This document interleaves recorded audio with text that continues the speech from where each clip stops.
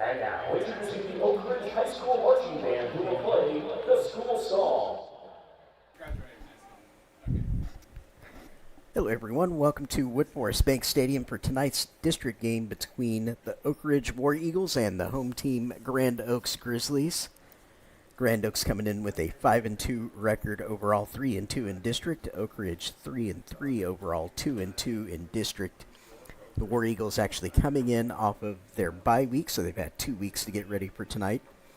Whereas Grand Oaks played at Conroe last week and got a huge district win for the Grizzlies in that one, beating the Tigers by a score of 28-14. So with that win, Grand Oaks has put itself in control of its playoff destiny in this district in their quest to claim the fourth and final playoff position available, but they've got to come out here tonight, take care of business again against Oak Ridge, or if the War Eagles can pull it out tonight, they could create a bit of chaos in the race for that fourth playoff position in 13-6A. So quite a bit on the line tonight. Grand Oaks can't afford to take any steps back. They've got to come out and try and get this win, because if they do win tonight, then they basically assure their playoff spot with only a couple of games remaining in the regular season after this one here tonight. They've only got Willis and Caney Creek left to play actually after this one.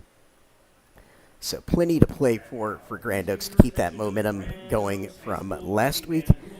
And also from the Oak Ridge perspective, they are not out of it. So if they can come out here and get a win tonight, that will be just huge for their prospects of staying in this race. So that's what we're dealing with on the line here in this game tonight. That'll start in a little over 13 minutes. So we hope you'll join us on the stream and enjoy this action alongside us here tonight. My name is Jeremy McGrail, and look forward to bringing you tonight's action. We've had some clouds in the area of the stadium, but the sun's kind of broke through. As the sun has set, wind picking up a little bit on the field, we should have a really nice evening for a great football game between these two rivals here in 13-6A. So can't wait to bring you that action here momentarily. The common opponent between these two in terms of the playoff race is Conroe High, and that's what's making the difference between the positions of these two teams right now, with Grand Oaks having beat Conroe High and then Oak Ridge having lost to them. So that's why this game is critical for Oak Ridge tonight. Really, they will not have a chance to make the playoffs if they aren't able to come out here and beat Grand Oaks. So plenty on the line tonight for both of these teams, and we will bring you the action here momentarily. We'll run some commercials here in a couple minutes and come back to you as the teams are ready to run out. We'll do the hype video and put the ball down and get ready to kick this thing off tonight. So once again, thank you all for joining us on the stream. Hope you enjoy the game the whole way with us tonight here under the Thursday night lights here at Woodforest Bank Stadium.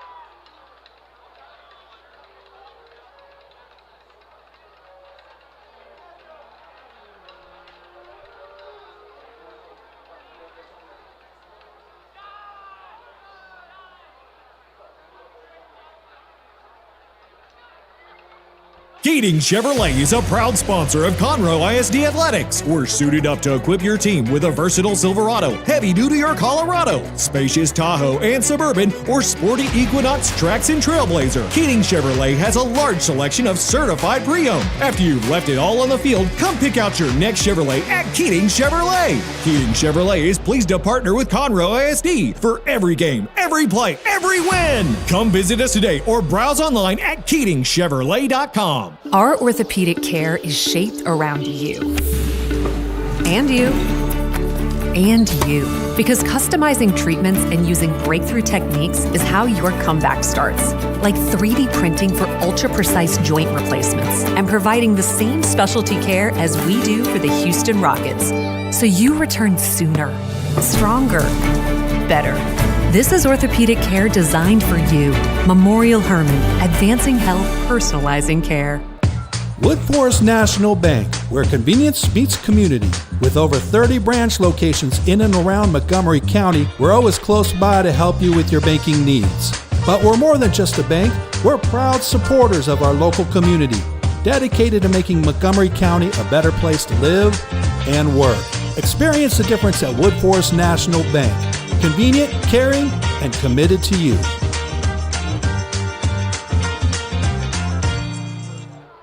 Imagine you are her. After your annual mammogram, you learn you have breast cancer. But your expert Houston Methodist team assures you they'll use the latest cancer research and technologies, collaborating to treat and remove the tumor and reconstruct your breasts, restoring symmetry, sensation, and your sense of self. That's the difference between practicing medicine and leading it. For you, Houston Methodist, leading medicine. Welcome back into Wood Forest Bank Stadium, just moments away from bringing the teams out here tonight and getting kicked off in this pivotal 13-6A district encounter between Grand Oaks Grizzlies and Oak Ridge War Eagles.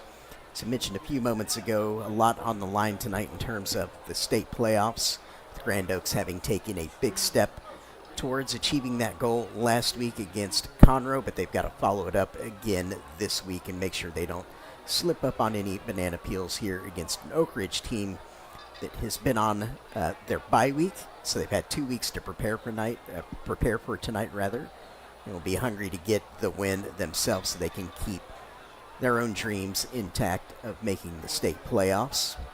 Oak Ridge lost to Conroe High right before their bye week, so that is the big difference between these two teams right now as far as the state playoff race is concerned. But if Oak Ridge is able to come out here tonight and pick up a big win, then they would be still in it.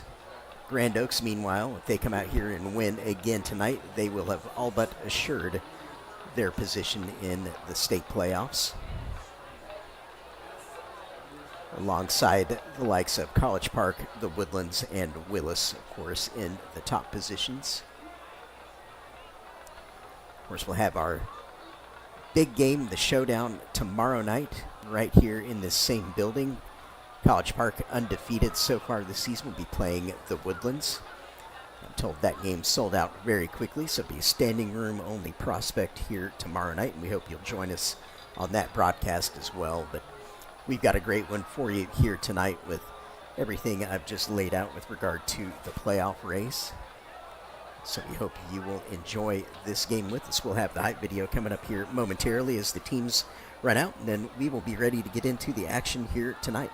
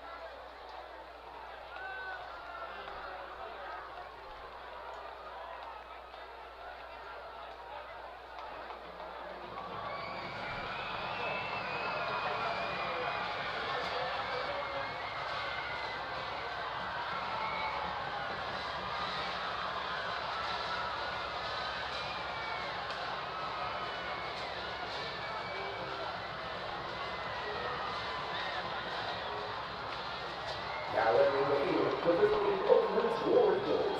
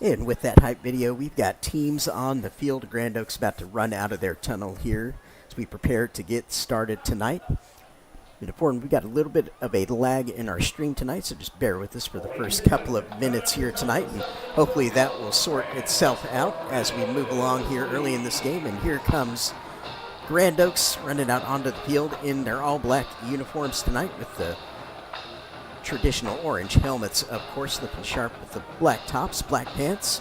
Oak Ridge on the other side, rocking the Stormtrooper uniforms tonight. White helmets, white jerseys, white pants.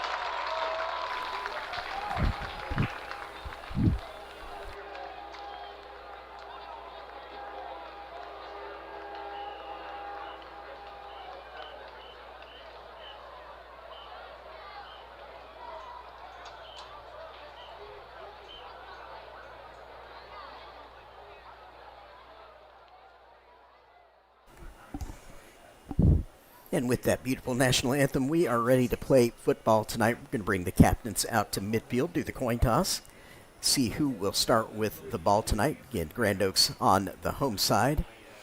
Oak Ridge, the visitors tonight. Their Oak Ridge captains walking out now to meet the Grand Oaks captains.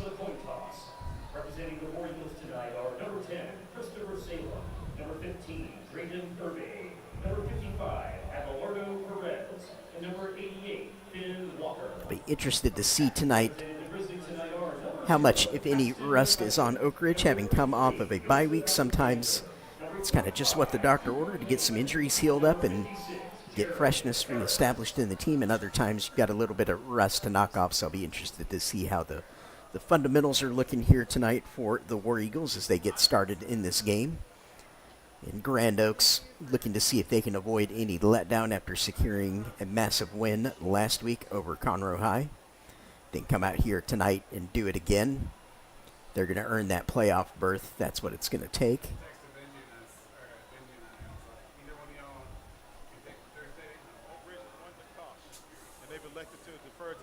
So Oak Ridge has won the toss, and they will defer to the second half. This will be Oak Ridge starting, or Grand Oaks rather, starting with our football here this evening. Captains shake hands, and we will put the ball down and kick this thing off now. For those of you first joining us, first of all, welcome here to Wood Forest Bank Stadium for tonight's pivotal 13-6A encounter in this Battle of the Oaks between Grand Oaks and Oak Ridge.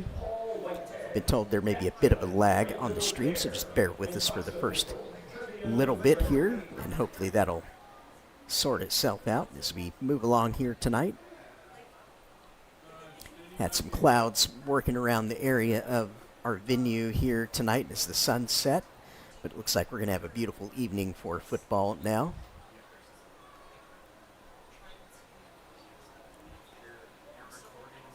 Looked like it might rain on us a couple of times, but nothing materialized, so we've got a beautiful night of football as we put the ball down. Get ready to bring this kickoff. My name is Jeremy McGrail. Thank you all for joining us on this stream. 13-6A Thursday Night Lights action battle with playoff implications. Here we go. Pooch kick back. Grand Oaks well fielded, over the shoulder catch and move up the left sideline. Get what he can. Nice little return. Not much you can do with that.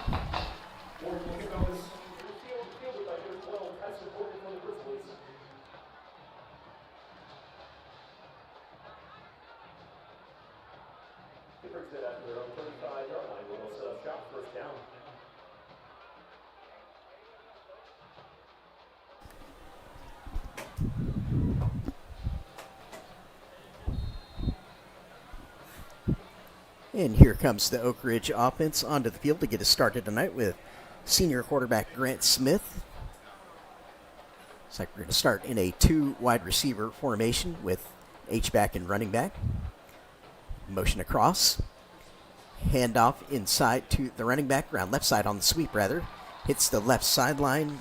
Does Keelan Gauss for a nice run. Going to move the chains for a first down. Maybe having some issues with our recording tonight, so if we need to, we will upload a full version of it after the fact. Hopefully it'll sort itself out. Bit of networking issues here tonight that we're working through. In tight shotgun formation here for Smith as he's back to pass. Quick pass into the slot, complete. Going to move the ball forward once again. Paxton McCutcheon on that catch for Grand Oaks. Methodical start for this Grizzlies offense.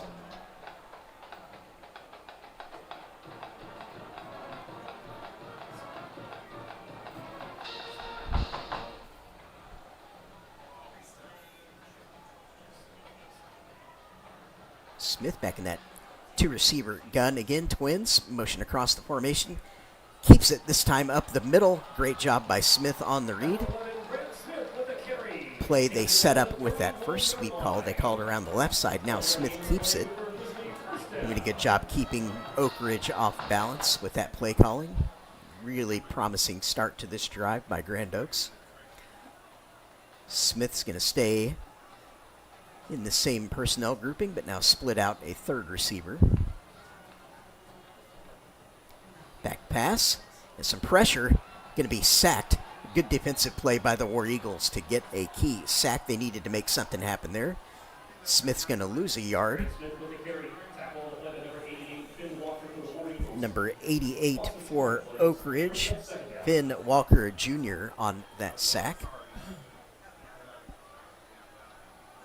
After a few chunk gains by Grand Oaks, Oak Ridge needed to make something happen there.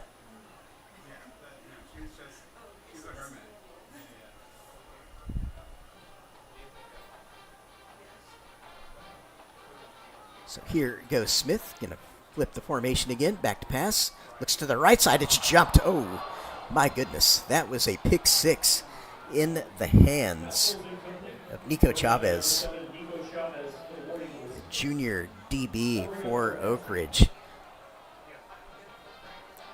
So throw telegraphed by Smith.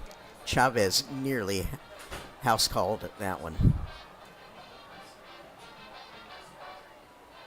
We'll bring up 3rd and long, so chance for this War Eagles defense to get off of the field. Shotgun 3 receiver set for Smith as he looks to the sideline for an adjustment.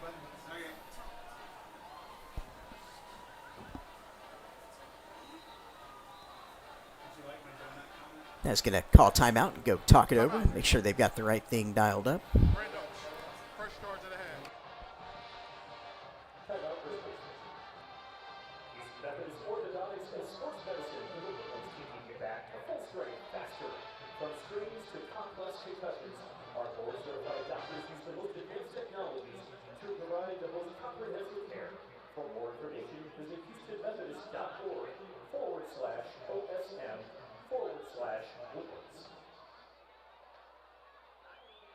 was trying to help him down there because I brought him down. Yep, and as we're contending with technology issues tonight outside of our control with the networking, we've got a laggy video recording, so I'm going to get a little more detailed on my call for you here this evening so you can appreciate what's going on a little bit better if the stream is not allowing you to follow along more easily with me.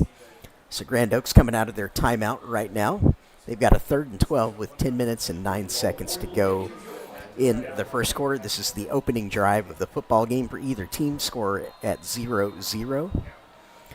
Here is Smith making some adjustments to his formation. It's a shotgun, trying to get people lined up correctly. 3 wide receivers. Single running back next to him. Now he's ready for the snap. Drops back, looking to pass. Under pressure, nowhere to go. He's going to flush right. Look down the field, lets it go. Open receiver caught. Touchdown, Grand Oaks. Smith buys himself the time, rolls to the right and hits Paxton McCutcheon at about the 1-yard line. He steps into the end zone. Great job of quarterback play by Smith. He did not panic, showed his experience, and we're hitting the lights here for the first time tonight at the bank. 6-0 Grand Oaks after that touchdown pass from Smith to McCutcheon.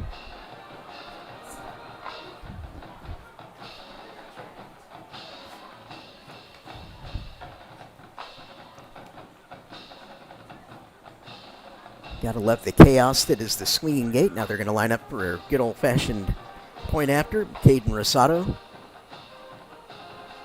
He boots it through to move the score 7-0 Grand Oaks with 9:58 to go on the first quarter clock. Opening drive of the game, Grand Oaks takes it right down for a touchdown.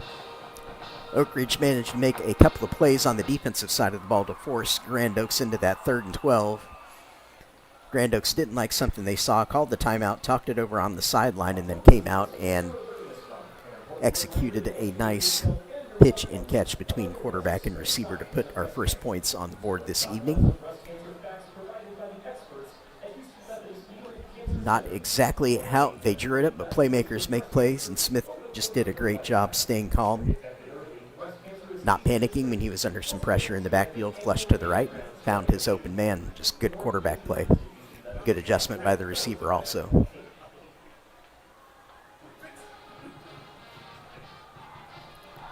Grand Oaks lined up to send it back deep now with Rosado over the ball.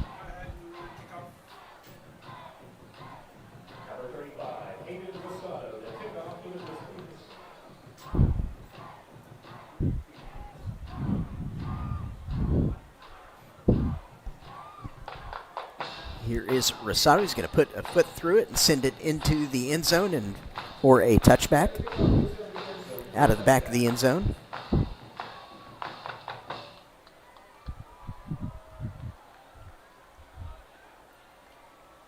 I'd like to thank everyone joining us on the stream here tonight, bearing with us as we work through some technical difficulties here, but I'll do my best to give you guys the call here audio-wise, and hopefully at some point we will get a clean stream up for you to come back and at least be able to watch the game back tomorrow, if nothing else.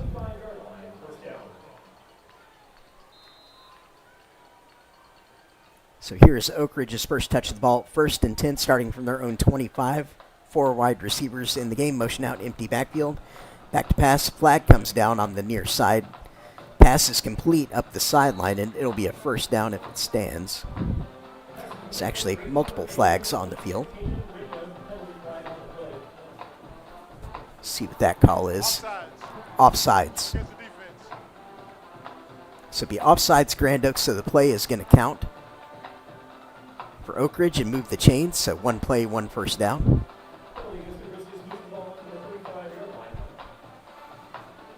Oak Ridge emptied the backfield on that play. Spread out the defense, attack the sideline. Tough play to defend. So now they're going to go a little bit tighter. 2 receivers set, pistol.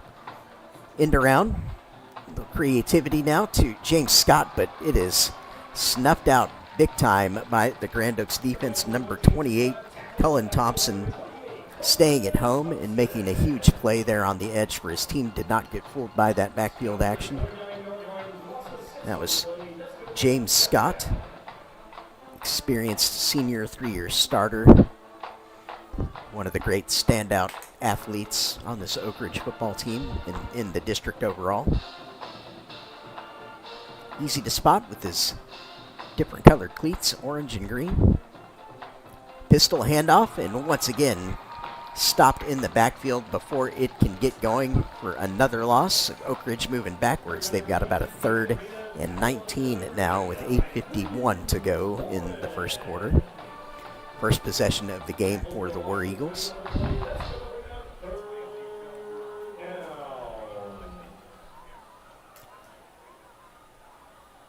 We will see how creative Oak Ridge is willing to be here. If they play it safe, maybe call a screen type of play. Something high percentage that has a chance to break.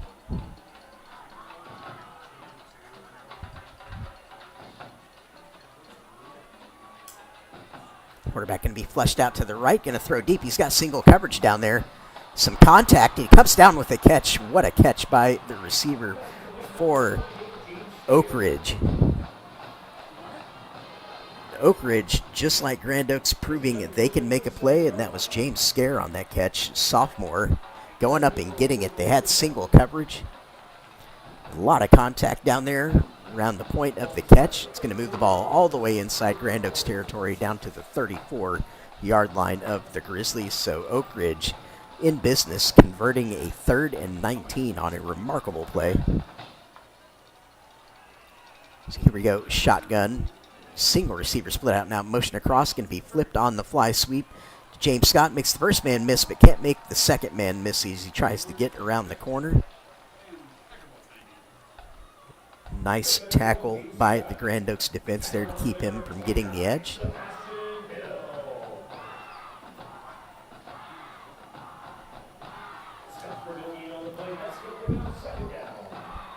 Drayton Urbay at quarterback gets his play.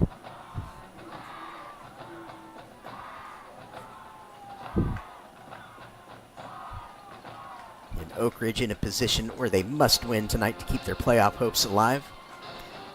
Quarterback sweep, left side.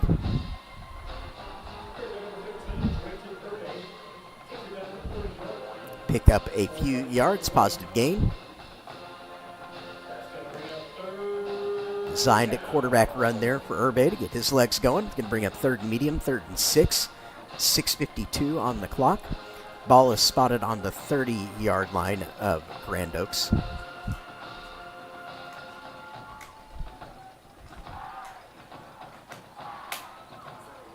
Shotgun 4-receiver formation for Oak Ridge now. Scott to the near side, triple receivers to the other. Back to pass Urbay. Quick pass out to the flat on a little bit different page than his receiver. However, ball's going to fall incomplete and bring up 4th down and 6 from the 30.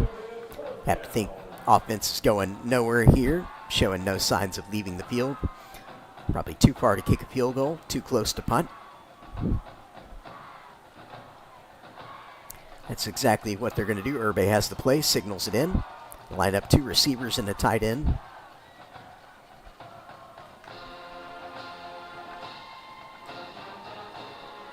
Urbay does a hard count, gets somebody to jump, but not quite enough for an offsides call. Throws out where his receiver can catch it, but falls just incomplete. However, flag comes down for possible interference based on where it was thrown. Again, got single coverage, and it was a nicely thrown ball by Urbay. Laid it out in front of the receiver where he was going to make a play or no one was. Looks like this will move the chains for Oak Ridge. Yep, they will get the interference call on Grand Oaks. So a couple of massive conversions on this drive by Oak Ridge. First one on a 3rd and 19. Big pass play, and then this one via penalty. They'll take it however they can get it. Moving all the way down to the Grand Oaks 15-yard line after that penalty yardage marked off. Pistol set, showing run intent here. Quarterback's going to pull it on the play action and hit James Scott back of the end zone. Can he get a put down? No, he's out of bounds. Makes the catch, but he was pirouetting there in the back of the end zone and just couldn't get the toe down. It's a really nice play call by Oak Ridge, showing heavy run intent with the formation and then pulling the string on it. Had exactly what they wanted. Bring up 2nd and 10, again from the Grand Oaks 15. Go to empty set, 5 wide receivers. Motion into the H-back spot here. Still empty backfield. Urbe's just going to take it. Sweep left side. Step around the first tackle, but ushered out of bounds after that. Looks like he'll actually lose a yard on that. Bring up 3rd and 11. 6 minutes and counting here in the first quarter this evening.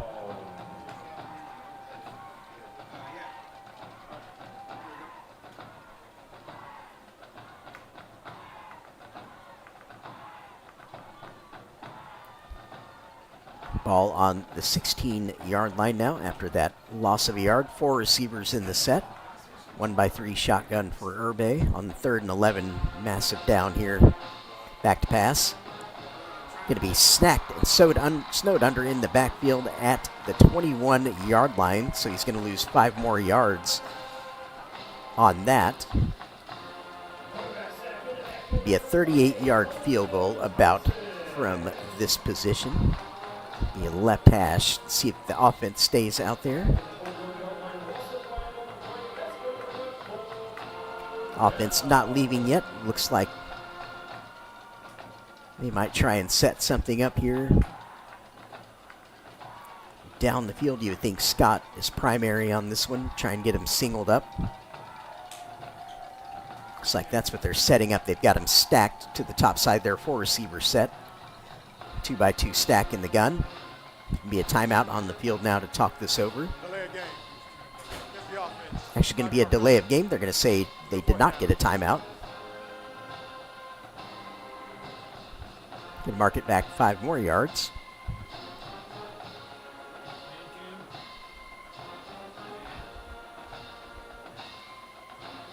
Check.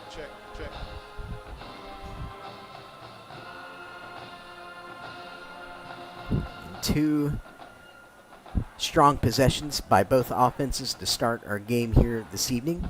Grand Oaks marching down the field to score the first points of the night. Now Oak Ridge trying to repeat that. Go right down the field themselves.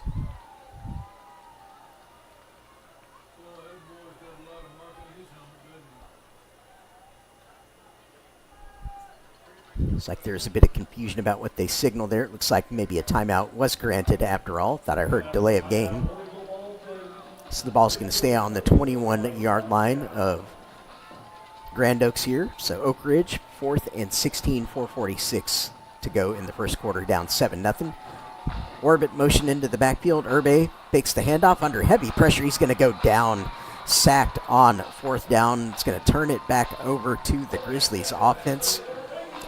Grand Oaks doing a good job getting penetration on the backfield, not allowing Oak Ridge any time to pick out a pass.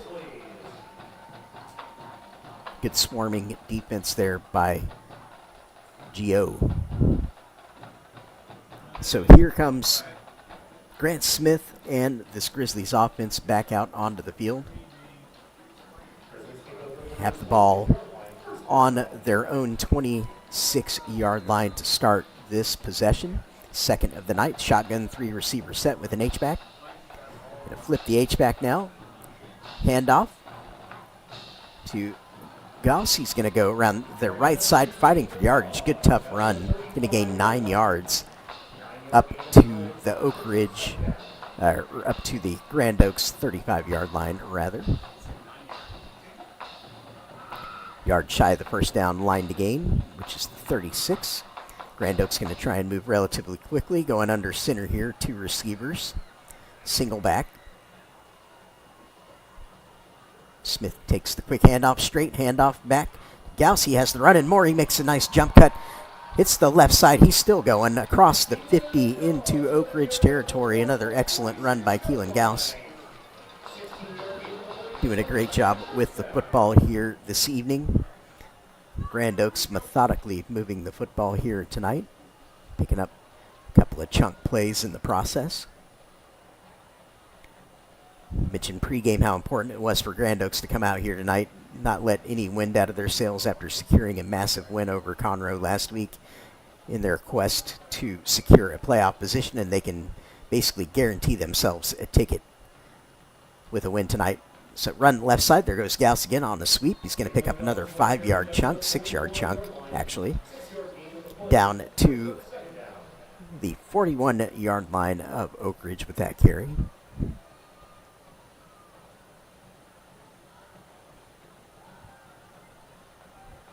Grizzlies in great position after beating Conroe, and they'll be in a fantastic near lock position for the state playoffs if they can get this one here tonight. Back to pass.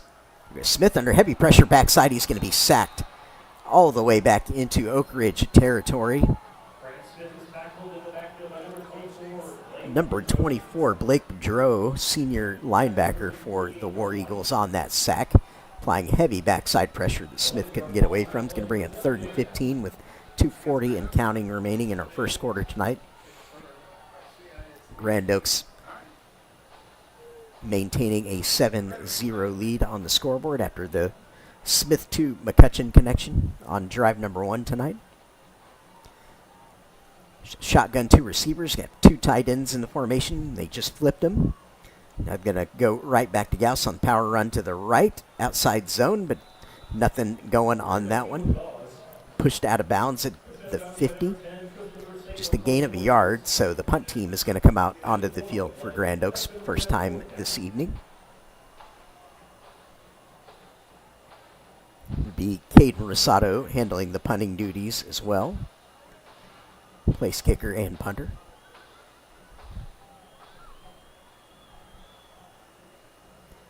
So a nice stand by this Oak Ridge defense to keep their team in it here early on. Punt goes away. Nice high spiraling punt. Going to be fielded cleanly by the War Eagles. Number 10, Chris Salem, a junior. That nice catch on the punt. And with that, we will see the War Eagles offense for the second time here this evening.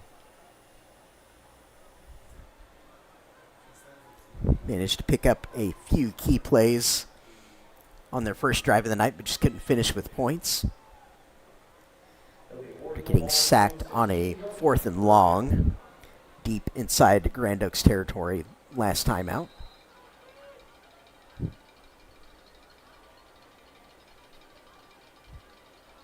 Pistol set, 2 receivers, H-back, showing that power run. That's what they're going to do. Right side, going to pick up about 4 yards. Maybe 1 block away from potentially breaking.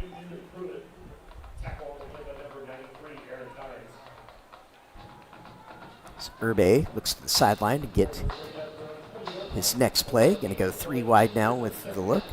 Shotgun. 1:05 left in the first quarter. Quick throw, left side. Scott has it. He's going to fall forward. He'll be close to the first down. Looks to have it.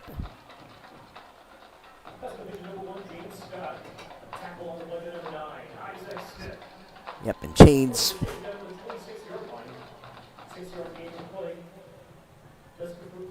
Chains will move. That will be a first down for the War Eagles. Now signal, chain gang moves. 40 seconds and counting remaining in the first quarter tonight. Got 4 wide set for Urbe now, out of the gun. 4 down linemen for Grand Oaks. 4-3 look there. Quick throw, right side, batted down. Incomplete, 25 seconds on the clock after that. It's Cullen Thompson, who's been very active here this evening, batting that down.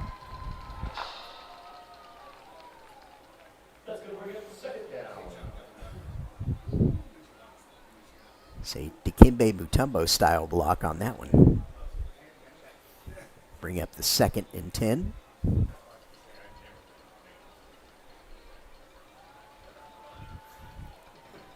Three receivers set now for Oak Ridge on this down.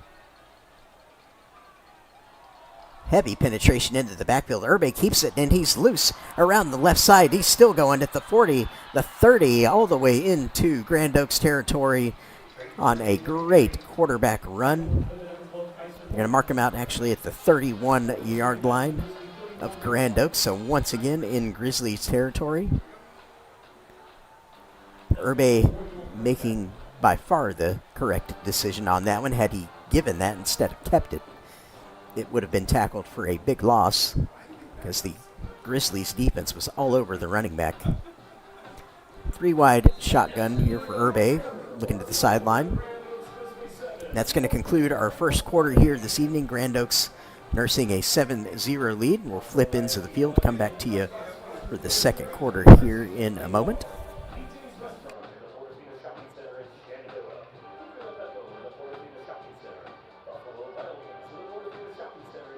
Toyota, Gullo Mazda, and Gullo Ford are your hometown auto dealers. We have been treating customers like family since 1970. So when you're ready for a new or used vehicle, go with the name you know. Gullo. Gullo Ford, Gullo Mazda, and Gullo Toyota. Shop GulloAuto.com.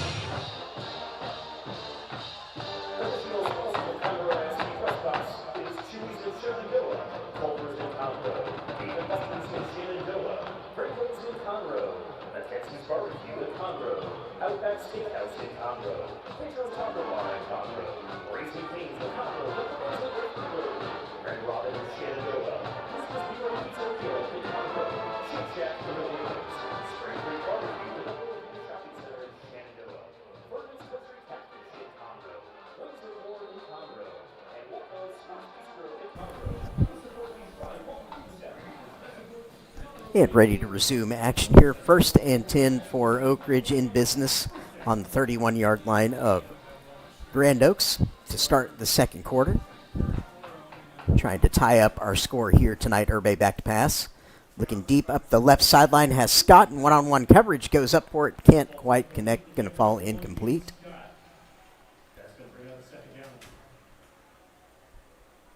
Scouting report very well versed on Mr. Scott by this point. 3-year starter for Oak Ridge, impact player in the district. You know they're going to target him heavily.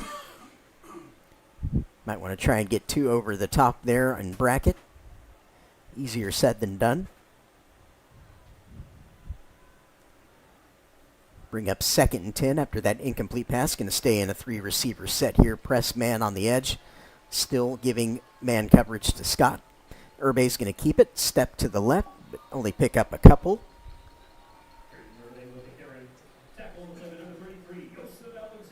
Trying to keep this Grizzlies defense honest with his running threat. Nice crowd file in here tonight at the bank on both sides. On a very pleasant October evening. Hard to believe moving into mid to late October already. Just a few weeks away from being in the state playoffs. Wild. 3rd and 8. Now they're going to call a timeout on the field. Talk it over. It'd be a Grand Oaks timeout. Timeouts remaining, 2 for Grand Oaks and 2 for Oak Ridge. 11:16 is on the clock here in the second. Oak Ridge must win here this evening to keep their playoff hopes alive. If they were to lose, they would be out of the race effectively.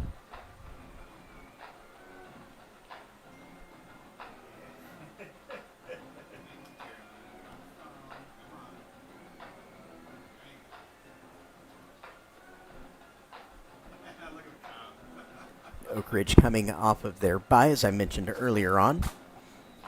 Possibly a little rust knockoff here in the early going of the game, but that should all be out of the way by now.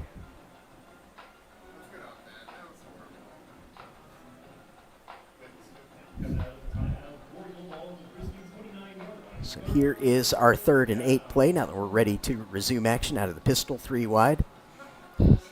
Here is Oak Ridge going to motion into the formation now. Urbe, toss sweep to the right side. They've got the blocking out there. The wall is set. The running back is loose. 5. Can he get to the end zone? No, he's going to be tackled just short down to the 1, but great design on that play. Ran it at the perfect time to Ethan Pruitt. Great job by Urbe to get that pitch out. They had it set up perfectly, just that nice wall of blockers leading around the right side. Nearly gets into the end zone, but in business, going to go heavy here now. Power. Try and punch this in.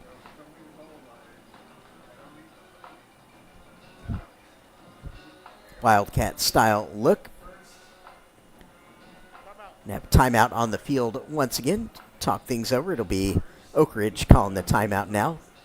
Want to be sure they've got the right play dialed up.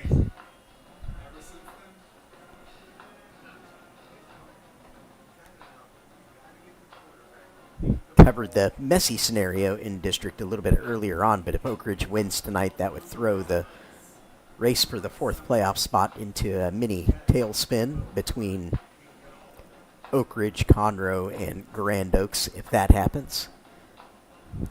Whereas a Grand Oaks win can all but put it to bed because they would have a head-to-head win over both Conroe and Oak Ridge if they're able to take care of business tonight, which would all but guarantee their position in the postseason. So plenty of motivation on both sides here this evening beyond just the rivalry aspect between these two. With Grand Oaks, of course, having been formed as partly a relief campus for Oak Ridge's explosive growth there over a few years.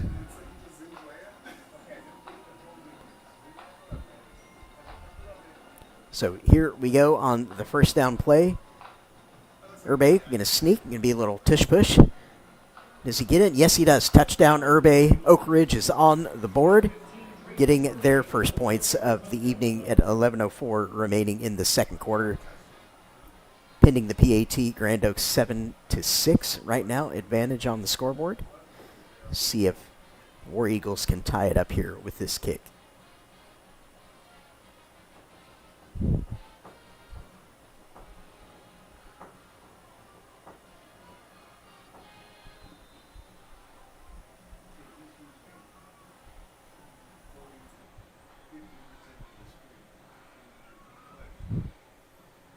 A low line drive kick, but it will get through and good to tie the score at 7 apiece. 11:04 remaining in the second quarter. Nice competitive opening to this football game.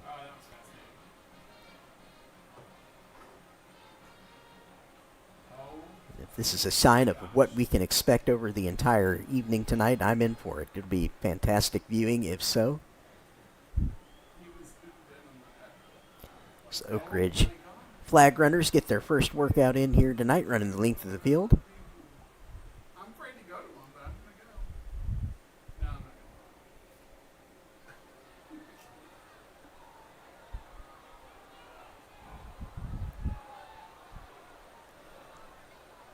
The big play that set up that score for Oak Ridge was that huge run that Urbe broke on a play that Oak Ridge otherwise had shut down, aside from the quarterback keep on that one.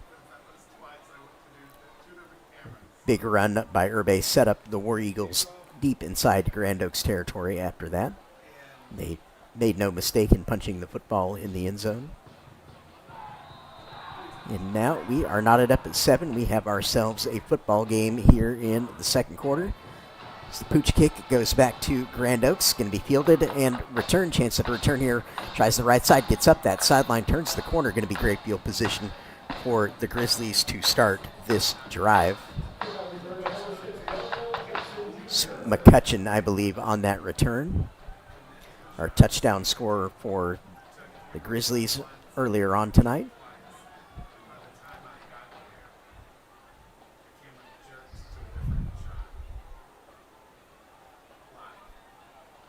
Grant Smith and company back out onto the field.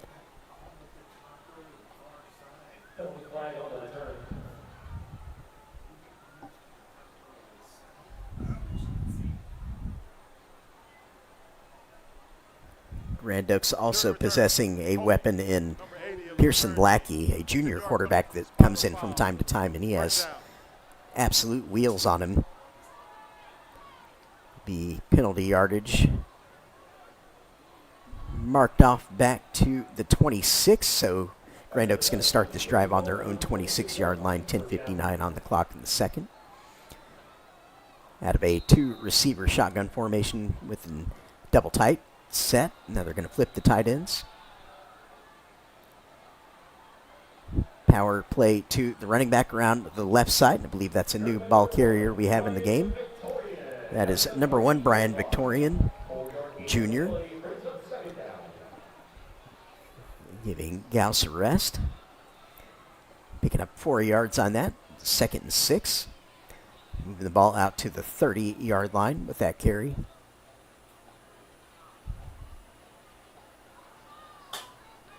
Three receiver set now for the Grizzlies.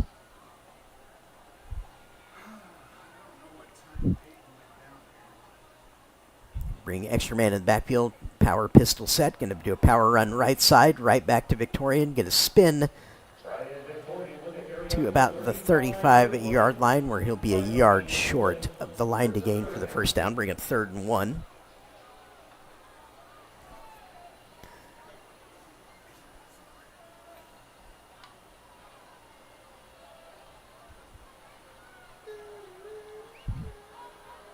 Both teams really wanting to establish their ground games here so far. So here we go.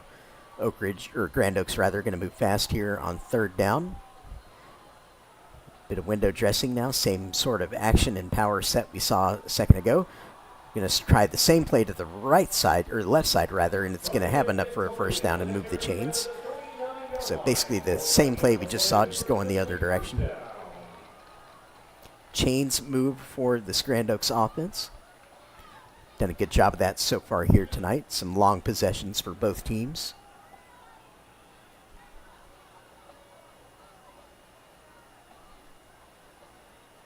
For anyone joining us just now on the broadcast, welcome. Stick around with us the entire rest of the evening. Enjoy a great night, Thursday night lights action here from Woodforest Bank Stadium. Handoff up the middle. This is Victorian again. He's going to find some space and get out to midfield. He's going to pick up another Grand Oaks first down. Good chunk gain there. Doing a good job coming in to spell Gauss, as he's done all season. Depth has been something that this Grizzlies program has worked to establish over its early years as a program. It's not as easy to do in the first years.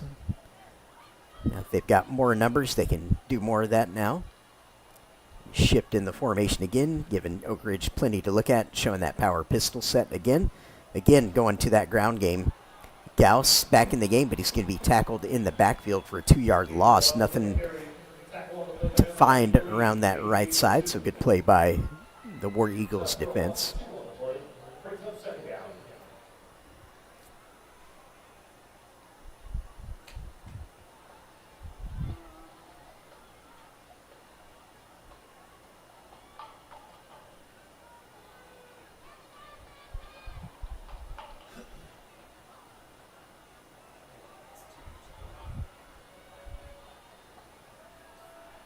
Second and 12, 7:50 and counting in the second quarter on the clock. Going to fake the run now. Smith back to pass. Spins around, has a man up the left sideline. If he can get there, receiver has to wait on it, and it falls incomplete. Just a bit underthrown for him. Couldn't quite work his way back to that Preston Cloud, the intended man there. Was open, just couldn't work his way back enough to catch that. Good arm strength by Smith to get it down there as much as he could. As a receiver, you've got to go get that one. So ball's incomplete, 3rd and 12.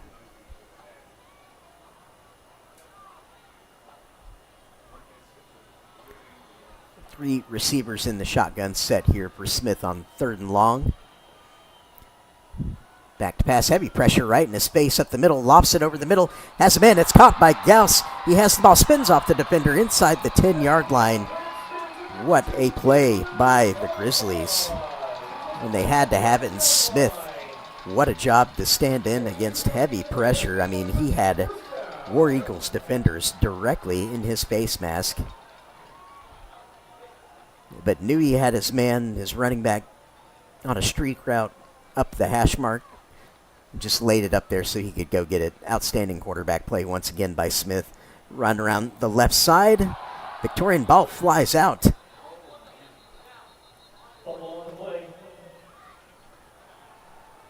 It is loose and recovered by Oak Ridge. Wow, what a turn of events after such a massive play.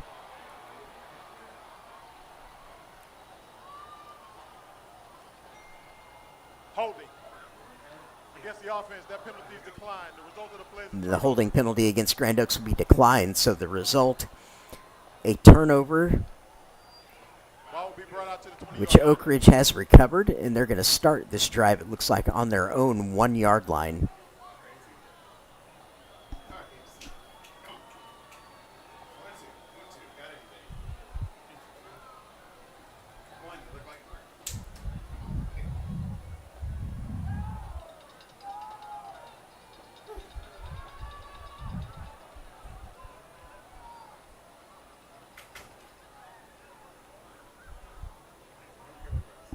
.7:13 remaining on our clock until halftime as we wait for this new drive to get started by the Oak Ridge offense. Again, the ball's going to be spotted at the 1. Correction, the recovery was made on the 1-yard line. We have first down on the 1-yard line. Got most of the football actually inside the 1-yard line. I'm looking directly at it. Danger territory here for Oak Ridge. They've got to work some space somehow. Heavy safety risk here. They're going to come out in as compact of a formation as they are able, likely a quarterback sneak perhaps here to try and create some space. The Urbe. Now he's going to run up and take it, and that's exactly what he's going to do, try and push him out of there. Does get a good little surge. That'll do it. That'll get you a little space out to the 6-yard line from the 1, so 5-yard gain on that. A great job by his blockers. One of those plays, offensive linemen actually don't particularly like that because they know there's going to be people falling into them, and just a bad deal there. Got people running into you, hitting the back of your leg. So they're going to stay in this tight formation here on 2nd and 5, 6:35 on the clock in the second quarter. Urbe back to pass. Heavy pressure right in his face. Batted down. The ball stays in the air. It's a chance to pick that off potentially if you can locate it, but nevertheless, pass batted down. Bring up 3rd and 5. Dangerous play there for the War Eagles, but they live to fight another down. That's going to bring up 3rd down.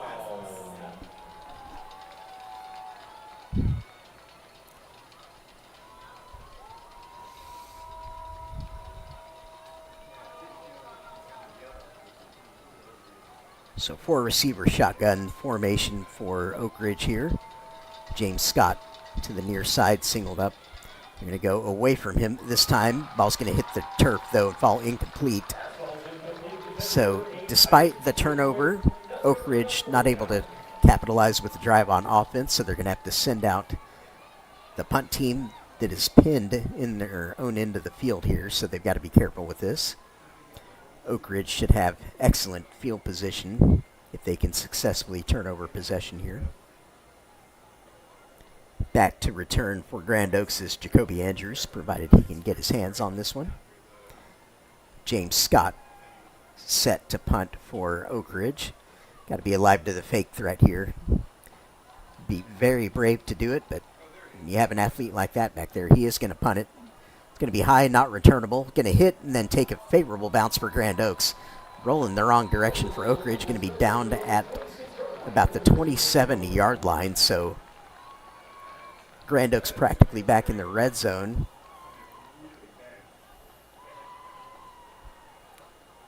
Did not give up points directly as a result of that turnover on their previous drive, but now they've got to take full advantage of this field position. Coming back out onto the field, Grant Smith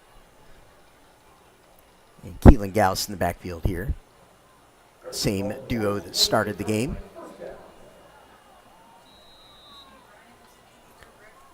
I have 3 receivers in the formation. Power set in the backfield, H-back, running back. You're going to motion across H-back. Power left side. Gauss shakes off the first tackle. Going to pick up 3 or 4 yards. Nice carry. Come up to the 6-minute mark remaining in the second quarter until half. Got one timeout remaining by for Grand Oaks and then one for Oak Ridge as well. Both teams utilizing a couple of piece so far in this first half. Two receivers set in the shotgun showing a power look. And you go back to that ground game again, up the middle with Gauss. Being up for the first down, Chains will move down to the 16-yard line of Oak Ridge with that carry. Oak Ridge and Grand Oaks both staying committed to the ground game here tonight.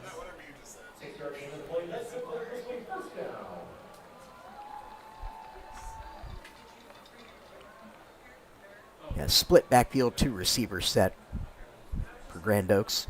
On 1st and 10. Going to flip the look of the formation. Now go to more of that power look from the pistol. Hand off right side. Again, going to pick up a nice chunk of about 5 yards. Doing a good job creating movement with their offensive line. They want to go fast. See if they just go right back to the run. They've got them on their heels. That's what they do. Gauss makes a cut. Play is actually stopped, though. Flag came in. Perhaps movement.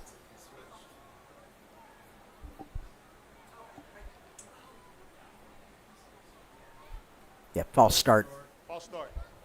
Number 88 of the offense. Grand Oaks a bit too anxious to get that play away.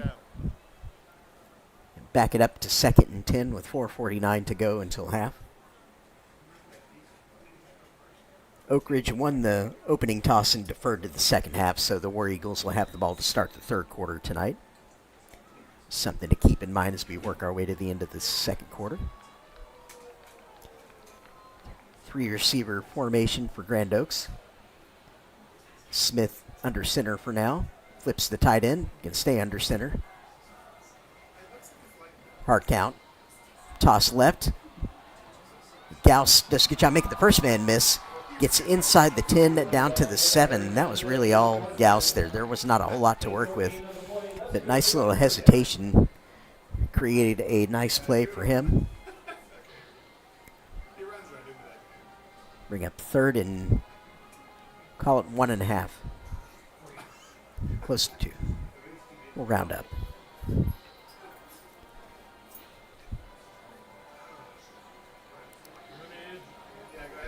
Grand Oaks fumbling the last time they were in this position. Split backfield shotgun. Now they're going to shift it into a pistol look. Handoff Gauss, right side. But Oak Ridge, they've seen it one too many times now, and they stop it for no gain. Going to bring up 4th down. So your Grand Oaks, looks like they're going to keep the offense on the field here. They're not hesitating at all.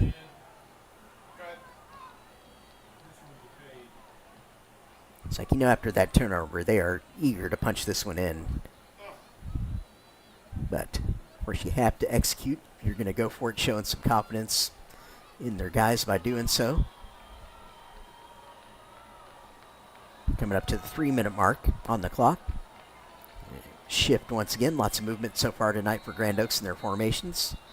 Lots of moving pieces. Too many moving pieces, so they're going to have to talk it over now. Oak Ridge.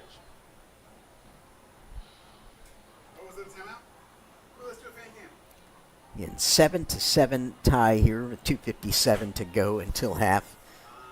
Absolutely massive game here in 13-6A. I know most of the attention has been dedicated to what's going to happen here tomorrow night between College Park and the Woodlands, and that titanic encounter atop the district standings. But this game, in terms of importance, is right up there with it in terms of the impact it will have on the postseason. Again, Grand Oaks wins tonight.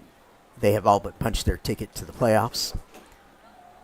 But if Oak Ridge were to win, that throws the district into a bit of a messy situation where you have Conroe, Grand Oaks, and Oak Ridge alive. Tiebreak-wise, Grand Oaks still be in decent position, but they would be kind of further in peril due to tiebreak, which is not where you want to be. So field goal attempt right down the pipe. And the kick is good. Going to take the lead. Grand Oaks 10. Oak Ridge 7. But wait a second.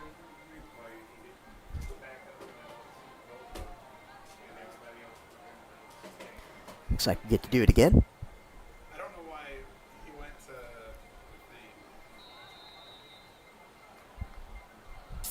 the Pearson Lackey on the hold for Grand Oaks, backup quarterback. Gets the ball down. Again, the kick is up. And that one got a little higher. It's good once again. Caden Rosado tacks on 3, so Grand Oaks now leads 10-7. 2:53 remaining in the half.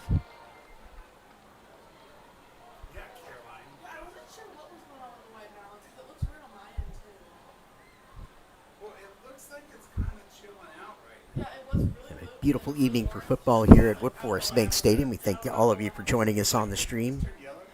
Encourage you, of course, if you haven't already, hit the follow button on both channels for Woodforest Bank Stadium and, of course, Moorhead just up the road from us, so you can follow along down the stretch run of the season. It's hard to believe, but we're already there. Just got a few more weeks to go until playoff time. Into mid to late October already by this time next week, which is crazy to think about. Already getting into the holiday season here, very short order.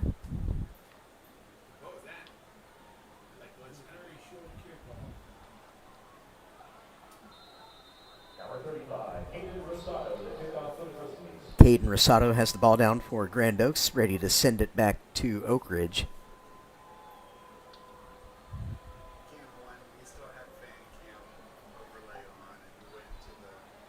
Ball is into the end zone for a touchback out of the back of the end zone.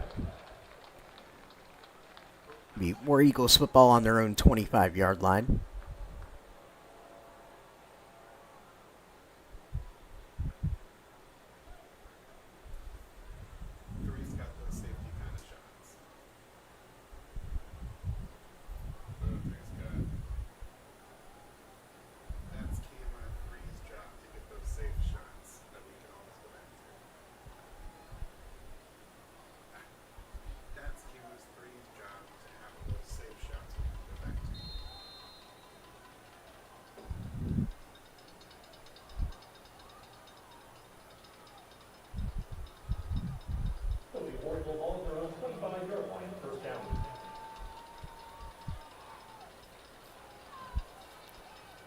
So here is the Oak Ridge offense, 4-receiver formation to start this possession. 1st and 10 with 2:53 to go until half. Going to fake the handoff. Now quarterback's going to try and run. There are flags down. Tries to escape but can't. Going to be tackled for a 5-yard loss.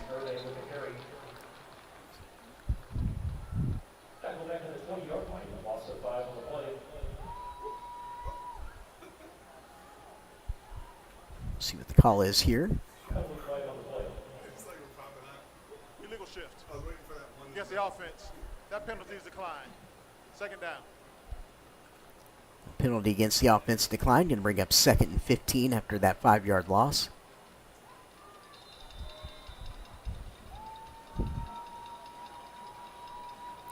Four receiver set again for Oak Ridge out of the gun. Back to pass. He's looking up the middle, had his receiver, but couldn't quite make the connection. That was the tight end. Made a huge play earlier in the game, James Scare. Bring up 3rd and 15 after that incomplete pass.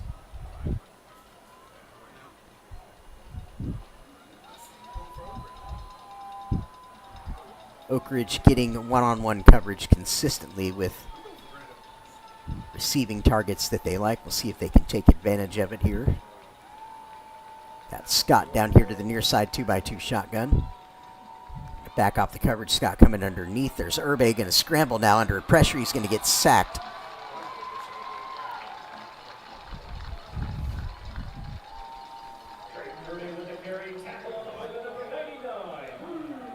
Sophomore defensive lineman standout Bruce Warren on that tackle for the Grizzlies. Going to bring out the punt team for Oak Ridge. And Grand Oaks has a timeout remaining.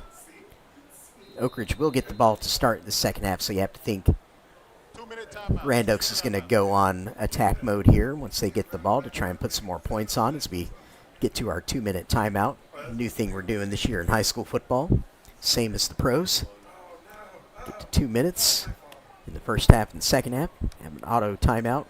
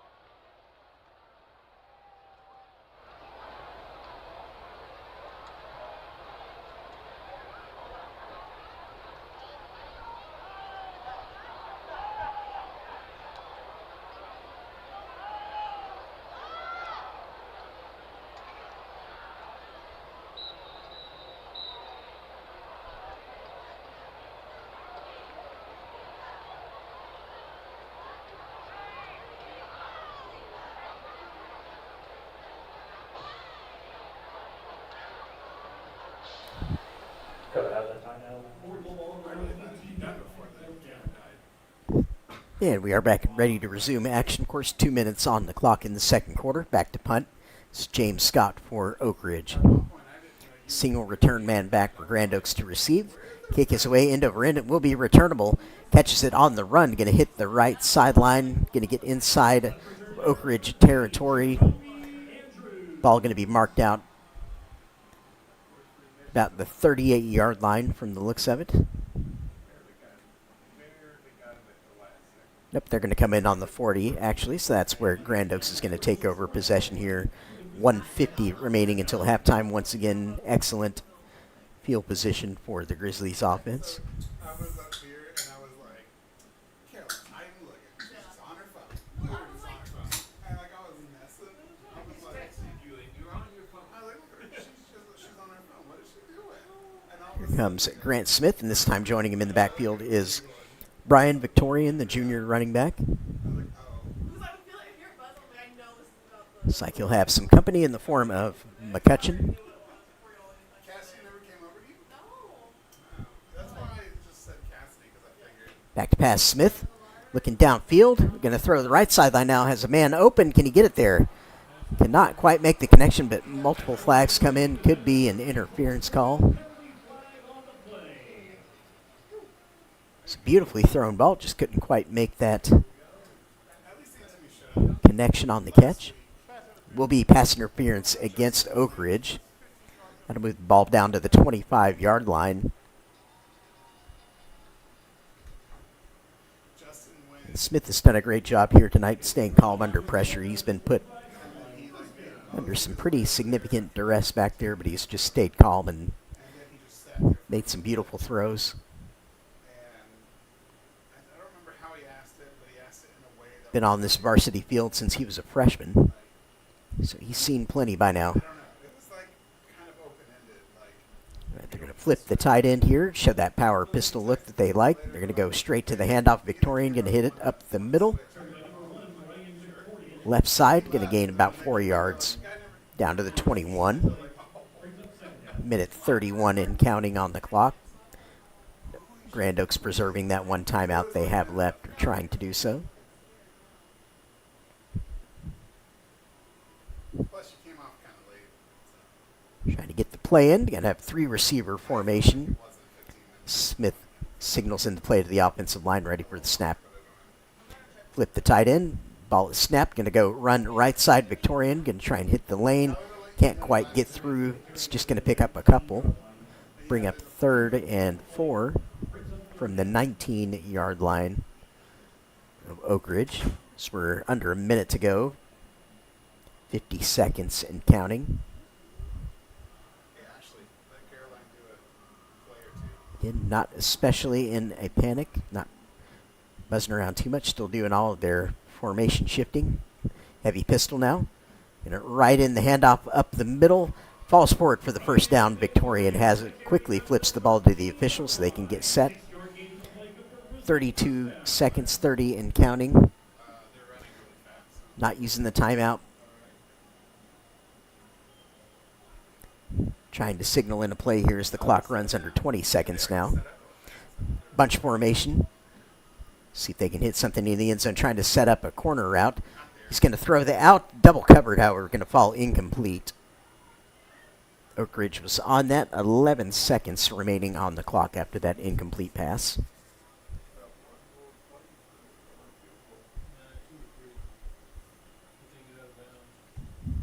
Time for one more play before they've got to bring the field goal team out if they're not able to convert or get out of bounds.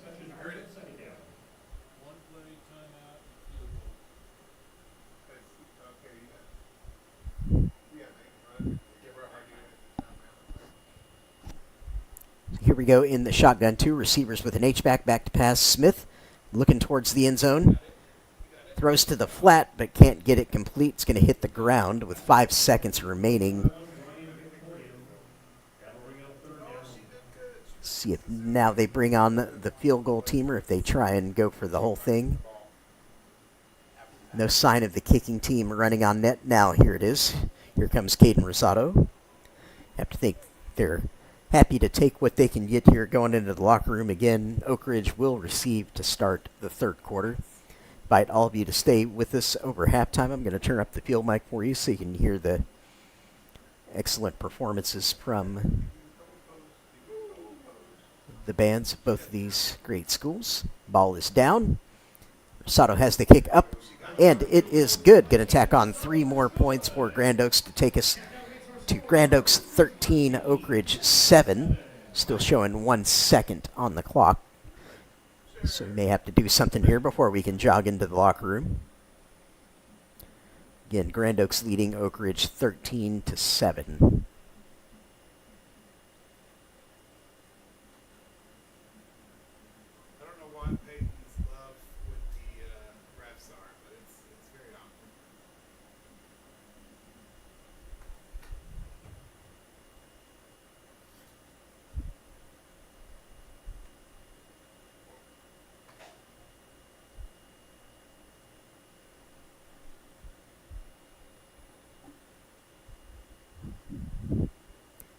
Get a last-second kickoff like this can make for some nice entertainment on the squib-style kick and whatever shenanigans ensue on the returning side.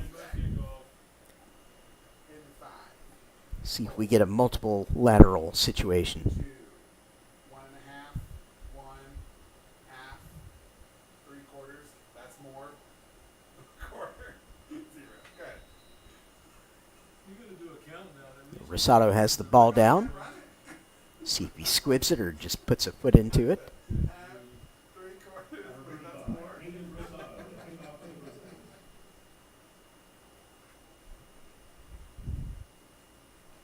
He's going to squib it, going to spike it on the turf there. Fielded by Oak Ridge. Some room around this right side. They've got to get him down, and they do. That's going to take us to halftime. Again, Grand Oaks leading 13-7 over Oak Ridge. Please come back and join us in the second half and watch these excellent performances, and we will be back with you after the break.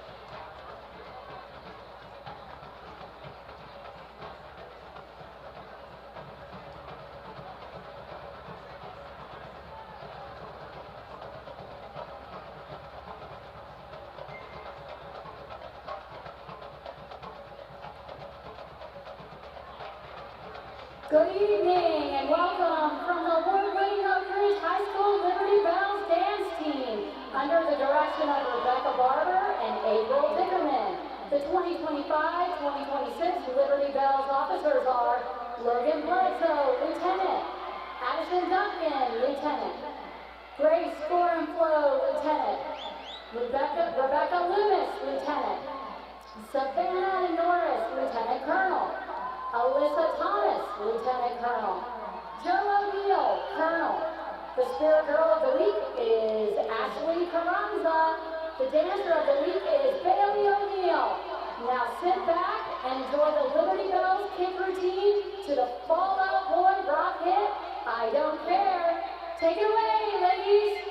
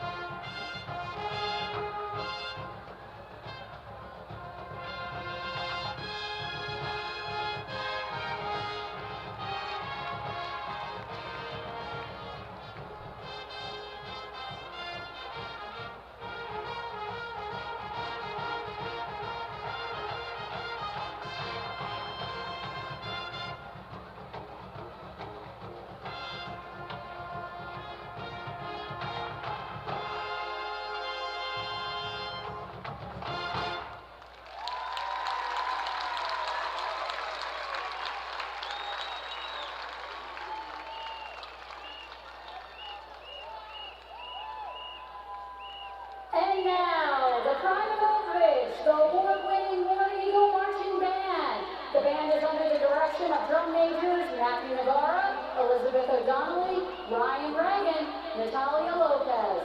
Featured twirler is Beatrice Williams. Section of the week are the trombones. Officer of the week is Levi Williams. Marcher of the week is Frankie Portillo. Guard member of the week is Riley Hahn. War Eaglet of the week is Addie Garza. And now, sit back and relax as the War Eagle Band performs parts 1, 2, and 3 of their 2025 field show titled Glassworks. Take it away, War Eagle Band!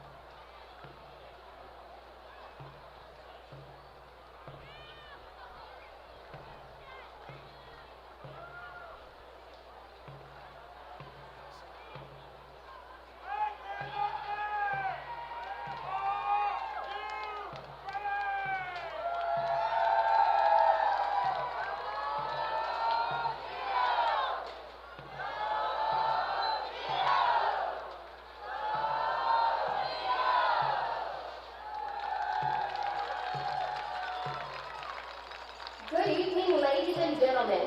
Please welcome to the field, the heart of the den, the award-winning Grand Oaks Royal Pride Drill Team.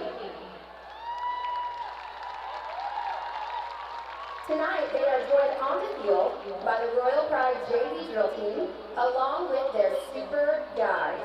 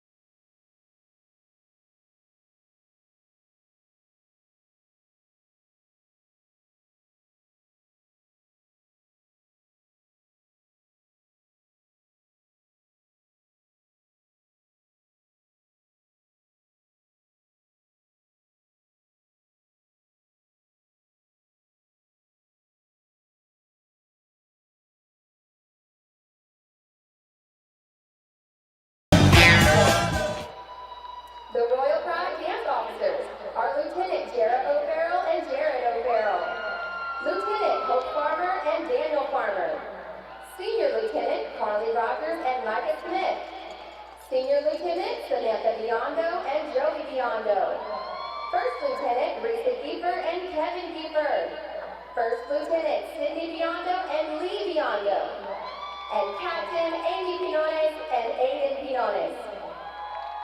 Under the direction of Mrs. Brittany Suey and Miss Sarah Johnston, the Royal Pride Drill Team is proud to honor the brave women who have fought and battled against breast cancer.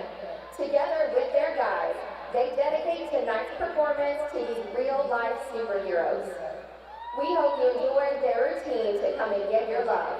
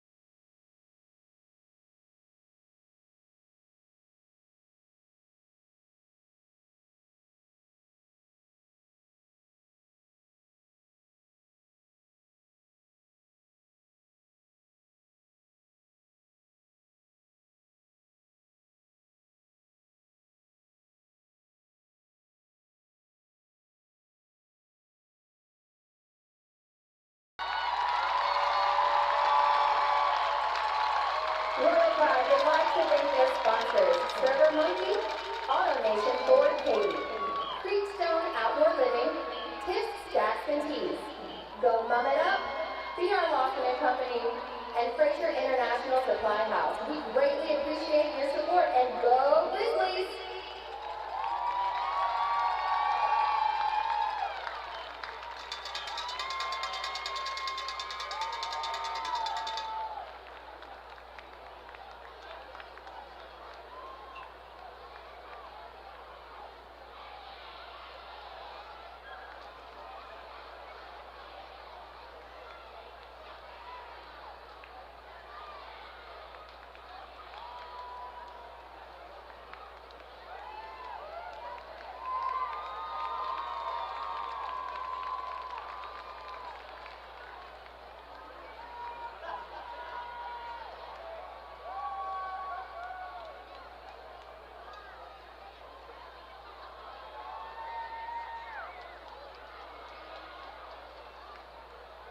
Ladies and gentlemen, please welcome to the field the Grand Oaks High School Grizzly Marching Band and Guard.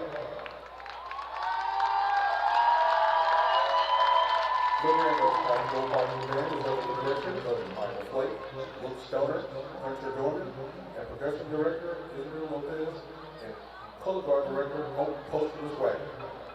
The band is under the direction of Senior Drum Major Peyton Kimbrough, Senior Drum Major Avery Williams, Junior Drum Major Bree Miller, and Junior Drum Major Fiona Monreal. The Color Guard is under the leadership of Captains Izzy Couteau, William Soignier, Peyton Summerton, Sadie Brothers, and Sydney Brothers. The Grand Oaks High School features Portland, seven-time national champion Miller Easterwood. Miller is also a silver medalist representing Team USA at the World Championship this summer in Turning Italy. Lily is coached by Patty McKee and Katie McKee McIntosh. This evening, the band will perform The Chosen, Triumph of Time, and Not a Day Goes By from their 2025 competitive marching show by Cadillac.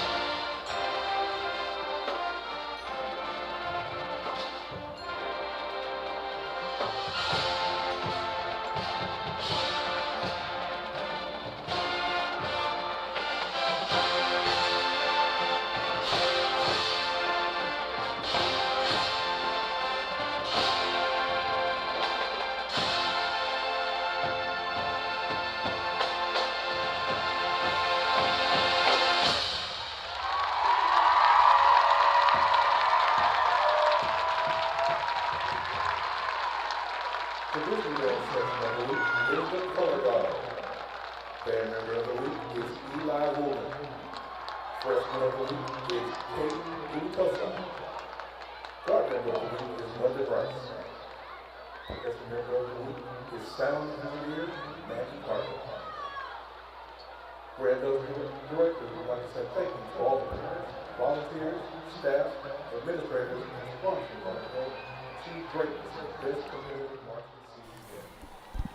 Go Geo! And welcome back, everyone, to the second half here from Wood Forest Bank Stadium. The teams were so excited to get back onto the field. They chased the Grand Oaks band off of the field there after an excellent performance. We hope you all enjoyed that great halftime brought to you by both bands. Drill teams, of course, and cheerleaders, everybody involved here tonight. Like I said, Oak Ridge will be receiving the kickoff to start the second half, having won the opening toss of the game and deferred. The score is Grand Oaks 13, Oak Ridge 7 after one half of play.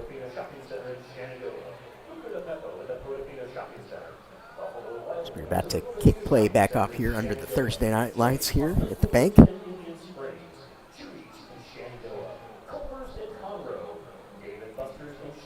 Got a great second half poised to be played for us here this evening after that competitive first half of action.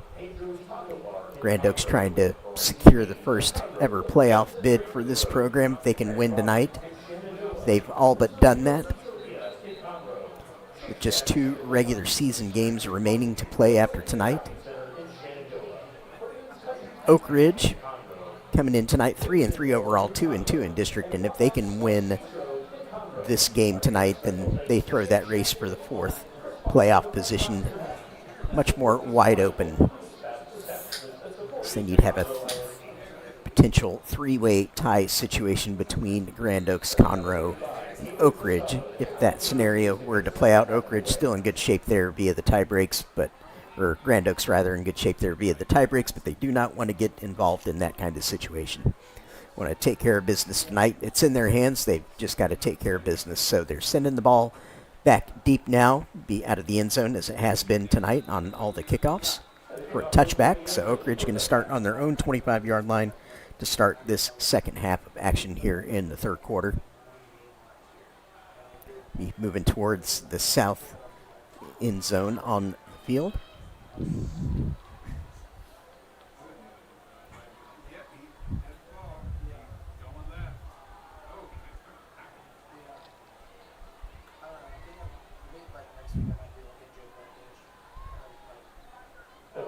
Oak Ridge setting up their lone touchdown of the first half on a great big play run by Drayton Urbe that set that touchdown up that they punched in. For Grand Oaks, it's been a couple of excellent moments by Grant Smith at the quarterback position to find big plays in the passing game. So empty backfield for Oak Ridge. Going to be quarterback draw up the middle, some space. Nice form tackle there at the 30 after a 5-yard gain. Carried by number 15, Grayson Burbank. That ball is by number 9, Isaac Smith for the Grizzlies. Oak Ridge coming into tonight's game, of course, off their bye weeks. They've shaken off all that rust, it appears, and have competed very well here so far tonight. Need to do everything they can to move this down the field and put some more points on the board with this drive. Stay in with a chance to win this one. Quick throw out to the right, complete. Going to move the chains for a first down. That's number 3. Logan Underfinger for the catch.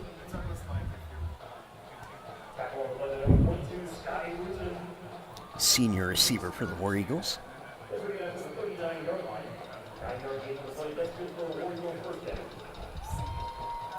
So 1st and 10, the ball is on the 39-yard line. Oak Ridge on their own 39, moving towards midfield.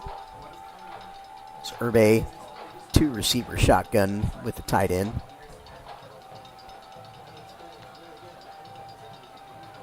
Handoff around the right side, going to pick up 2 yards.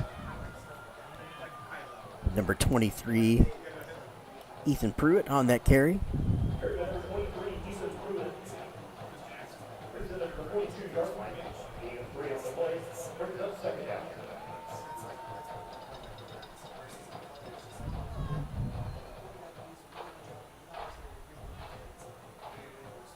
Second 7, 10:29 and counting on the clock here in the third. Shotgun 3 receivers. Back to pass, looking for the out route complete to Scott. He hasn't turned up the left sideline. Now he's got more. He's still going 30, 20, 10, 5, and touchdown. There goes Oak Ridge. We have got a football game now. Yes, we do. After that, explosive pass play. No flags on the field.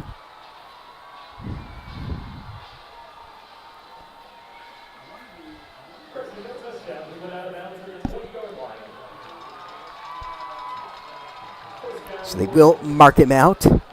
Further back from the looks of it there. Looked like he had skated along the sideline. Now they're going to place it all the way back at the 20, but still set up in the red zone.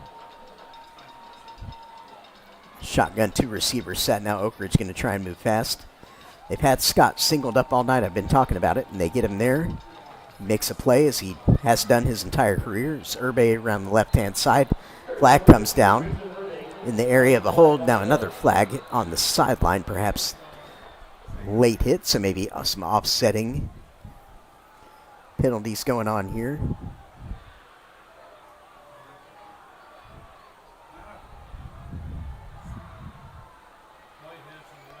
Urbe took a hit as he was out of bounds.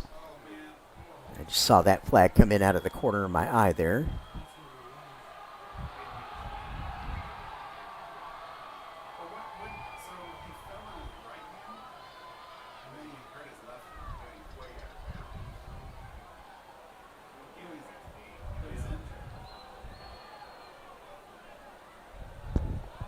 There are 2 penalties on the play. Holding, number 48 of the offense. That's a 10-yard penalty. We have a dead ball, unsportsmanlike late hit against the defense. That'll be a 15-yard penalty. Both penalties will be assessed. First down. So Oak Ridge will come out of those penalties with a 5-yard gain. He's got 15 on the unsportsmanlike versus 10 on the hold, so the ball's going to move ahead 5 yards to the 15.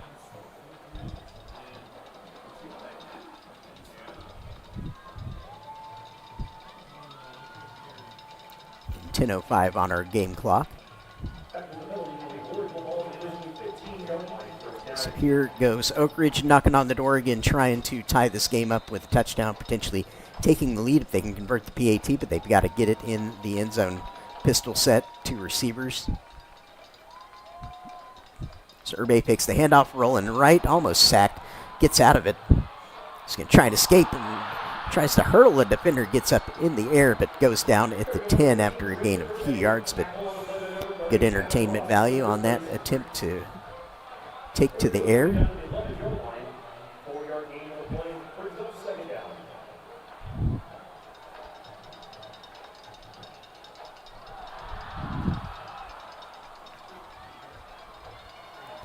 Nice little hurdle move there from Urbe.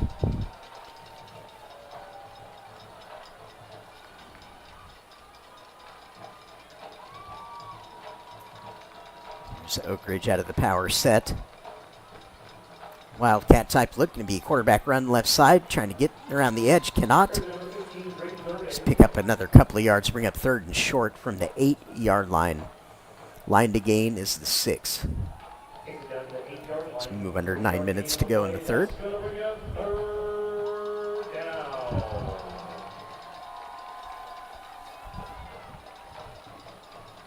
And for those of you following along on the stream with us, make sure you subscribe to both of the channels for Woodforest Bank Stadium and Moorhead Stadium. Follow along down the stretch run of this regular season with us and, of course, into the playoffs. Going to get at least 3 Conroe ISD teams in. There's a direct snap back to Urbe. He's got some room around the right side all the way down to the 2-yard line is where he's going to be marked. Has the first down short of the end zone. The War Eagles very much in business here on the doorstep, punching in touchdown that will tie the game, potentially give them a lead.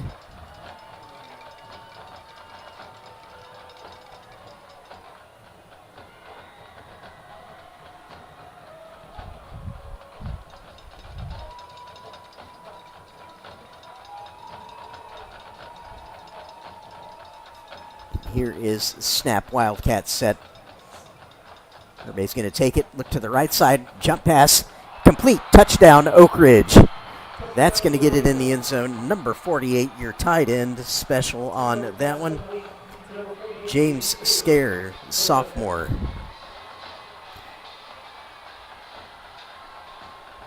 Make it look like a quarterback power play on the run initially. Quarterback takes a step forward, then step back, jump pass, Tim Tebow play.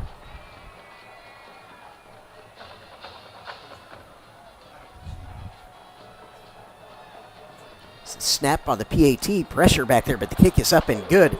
So Oak Ridge, for the first time this evening, is going to take a 14-13 lead over Grand Oaks with 7:55 to go in the third quarter. Just what Doctor ordered to set up an entertaining second half of play for us. Oak Ridge taking their first possession of the third quarter right down the field and punching in a touchdown. James Scott setting that drive up with a big play, catch and run up the sideline where he nearly managed to tightrope there and score a touchdown, but stepped out at the 20, and then Herbe and the Oak Ridge offense making no mistake from there, punching it in for their second touchdown of the evening, putting Grand Oaks now under some pressure.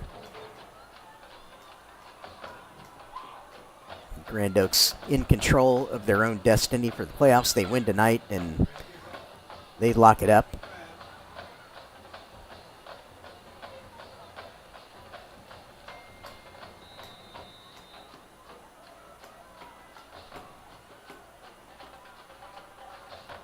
Pooch kick.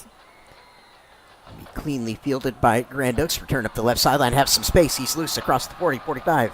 Out close to midfield, going to be great field position. Once again, Grand Oaks has dominated the field position battle. That's Kyson Morgan on that return for the Grizzlies. One area Oak Ridge has not managed to compete here tonight, definitely in the field position battle.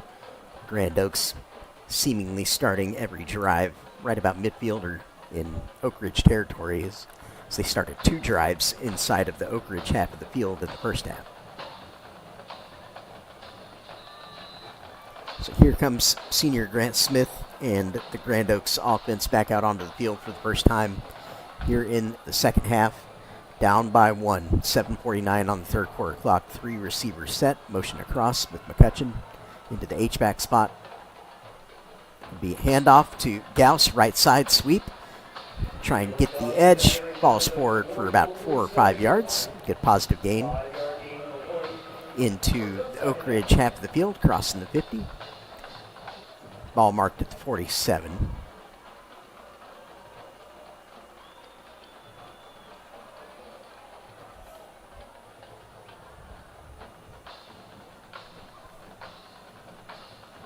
Smith signaling in the play, 3 receiver shotgun with the H-back, gonna flip right back to Gauss. Gonna pause, cut around the left side, he's into space.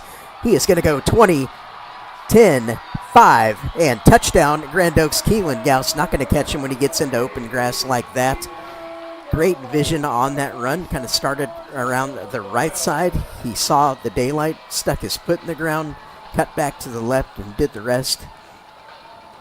Great job of running the football by Mr. Gauss on that one. One of the top producing running backs in 13-6-8 this season, showing why there to immediately give the lead back to Grand Oaks. 19-14 pending this extra point. Hold is down, kick is up and good. So with a lightning strike right back, Grand Oaks leading 20-14 now over Oak Ridge. Exactly the kind of response you want after you lose a little bit of momentum with the drive that Oak Ridge had.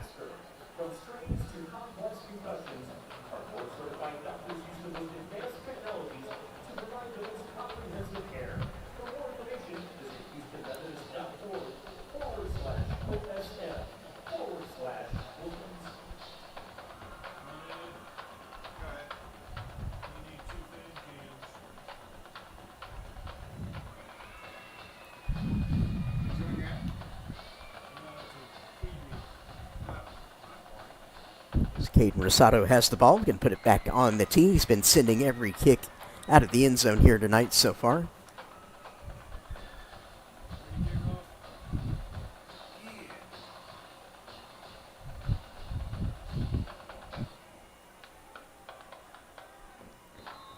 Junior kicker walks it off.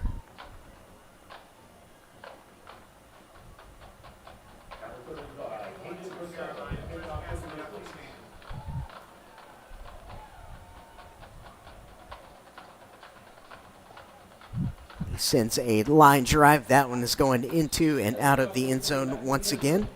So Oak Ridge going to start on their own 25-yard line.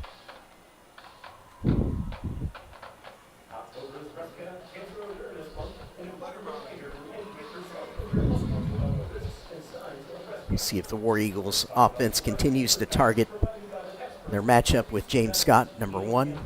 Get him the ball a few more times because they're getting singled up quite a bit. Urbe also proving to be a threat tonight with his legs in the running game, slowing down a little bit of the pursuit that we saw from Grand Oaks earlier on in this football game.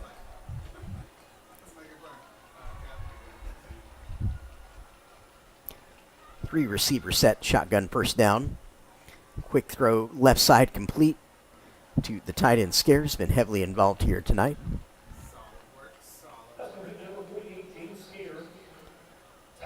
He just got the touchdown pass on Oak Ridge's previous touchdown on that jump pass from the 2-yard line.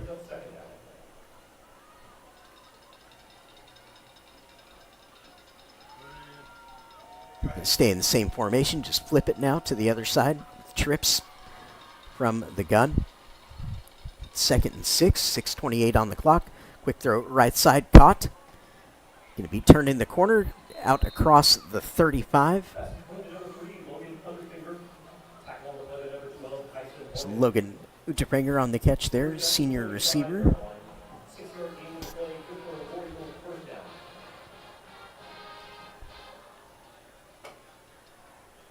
Going to move the chains first down at the 35.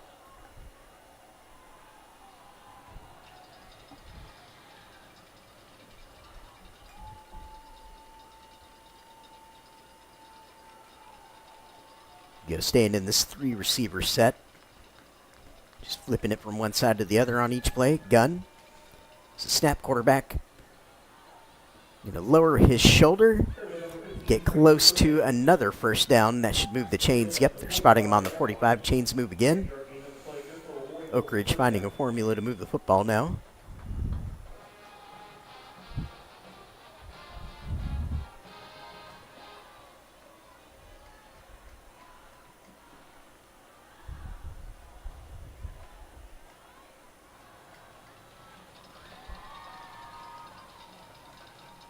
Go 3 receiver set, gun, sticking with the same package.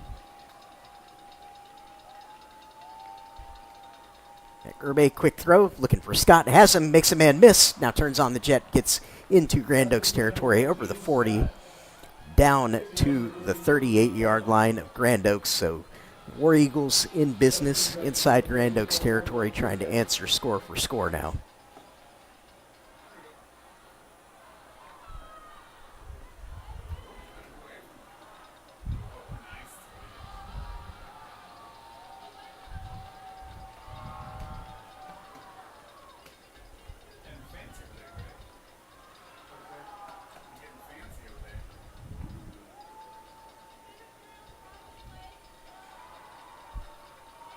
From the gun, first down. Again, Urbe left side sweep. Trying to get the edge. Picks up a couple of yards and has to run out of bounds. 5:04 left in our third quarter of action, and both teams making some good adjustments, it appears, over the break. Coming out here running some good offense in the third quarter. Very entertaining quarter of action so far, going back and forth.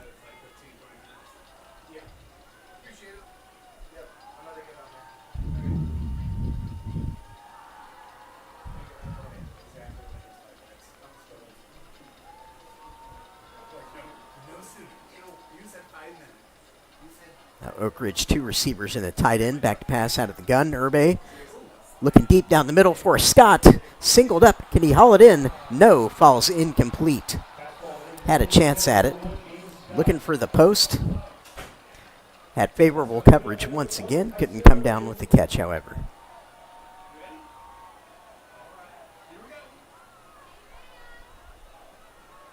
Be a 3rd and 9 coming up.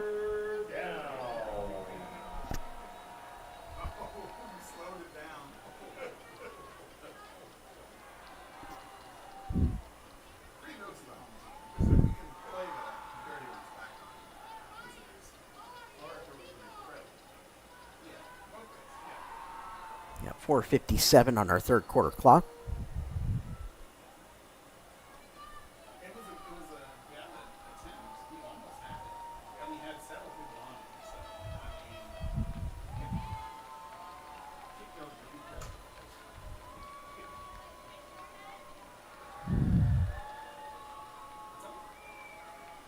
Roll to the right. Urbe got a throw at the last second under heavy pressure. The ball is picked off by Grand Oaks. Interception at the 20-yard line. Number 26 on the pick. Jensen Solaris, senior defensive back, comes up huge.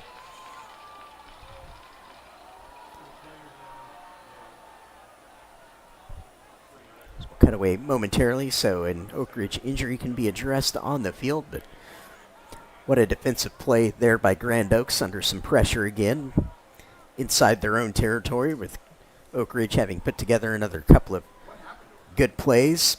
The pressure there forced the throw from Urbe. It looked like maybe kind of run-pass option, which I think pretty much every play is for him, and had to pull the trigger a little late on that one because the pressure arrived and had to get rid of it. Grand Oaks defender had good positioning inside of where that ball was going, and that's what enabled him to step in for the interception there. It's a great play by, again, Jensen Solaris on that interception by Grand Oaks, number 26, senior defensive back. At 4:51 on the clock here in the 3rd quarter once play resumes.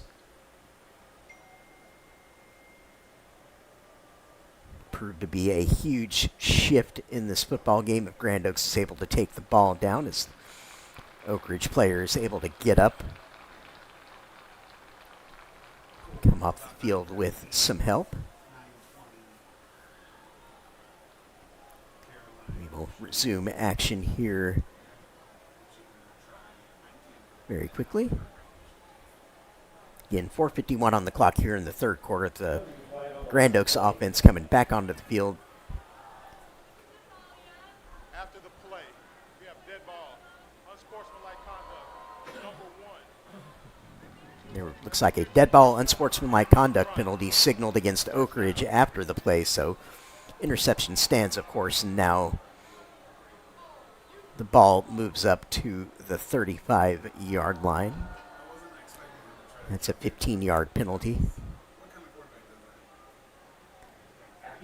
So a little bit better field position for Grand Oaks as a result. And here comes Mr. Smith back at quarterback. You have twin receiver formation in the shotgun there. Going to run it on the sweep handoff. And pick up a small chunk of about 4. I believe that was Gauss on that carry.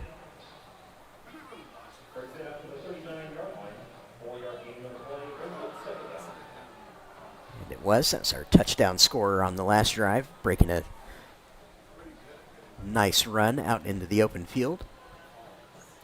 So shotgun 3 wide with the H-back, and Gauss next to Smith. Going to flip your H-back.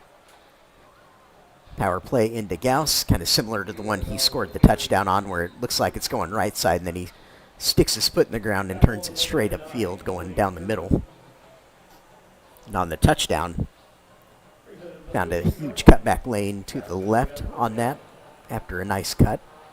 So we've got 3rd and 3 here on the next play.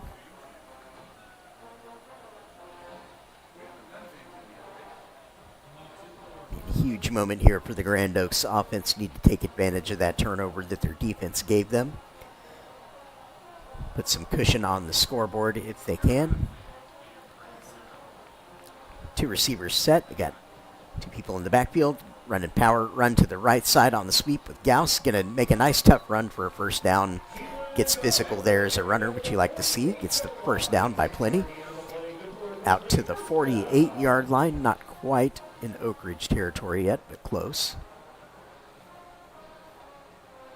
Down to 3:16 and counting in the third, with Grand Oaks leading at 20-14 over Oak Ridge. In this battle for playoff positioning in 13-6A, and of course, above all, the battle for the Oaks. Great rivalry between these two programs. It's a power run left side, but heavy penetration by Oak Ridge blows that up in the backfield for a 3-yard loss. Great job defending by the War Eagles. Got multiple bodies through the line on that one. Run had no chance.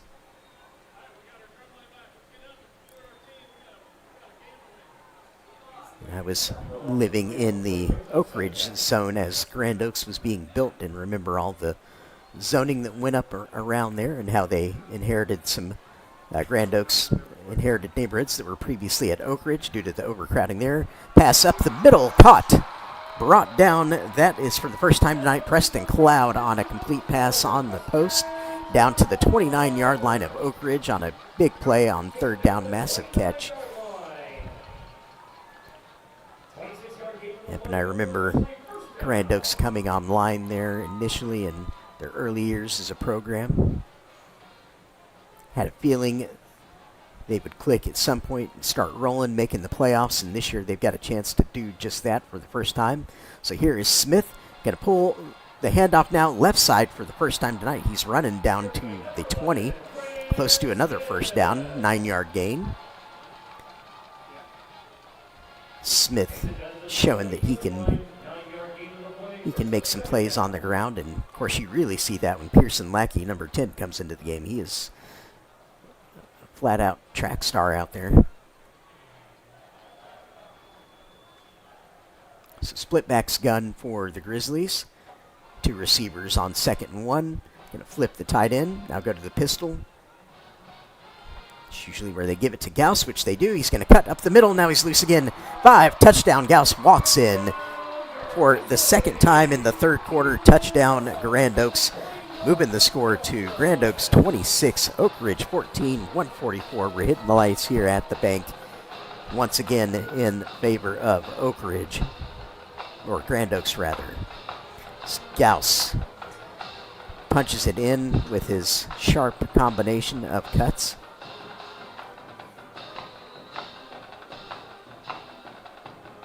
On for the PAT, Caden Rosato. Hold is down, and the kick is good and successful, so Grand Oaks moves the lead 27-14 with 1:44 to go in the third quarter.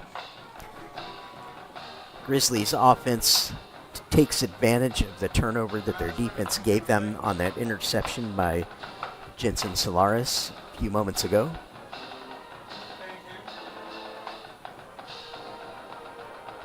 A double-digit lead established for the first time tonight on either side. Grand Oaks' biggest lead so far in this game had been 7 points. They scored the first 7 of the evening and then led again 13-6, I believe it was, after that. And then Oak Ridge came out first possession, actually, of, it was 13-7 rather, and then first possession of the third quarter, Oak Ridge drives the field, scores a touchdown to take a 14-13 lead. Oak Ridge immediately responded to restore the lead to 20-14, and then Oak Ridge was driving the field again until Grand Oaks picked it off, and then finally have just driven the field again for their 14th unanswered point. Ball bounces through the hands of the Oak Ridge return man, but goes out of bounds, luckily.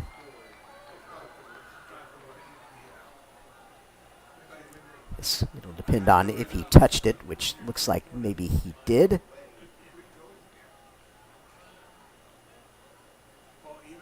So Oak Ridge can be pinned on their own 9-yard line to start this drive as a result. Had that ball not hit his hands, of course, it would have been a flag out of bounds, and they would have gotten a much better outcome out of that. Pinned very deep, as they have been really for most of the night. They've been battling this field position. In 1:44 on the third quarter clock, Oak Ridge got to pick up the tempo now with the clock beginning to work against them. James Scott now at the quarterback spot. Gonna try and run around the left-hand side. No gain.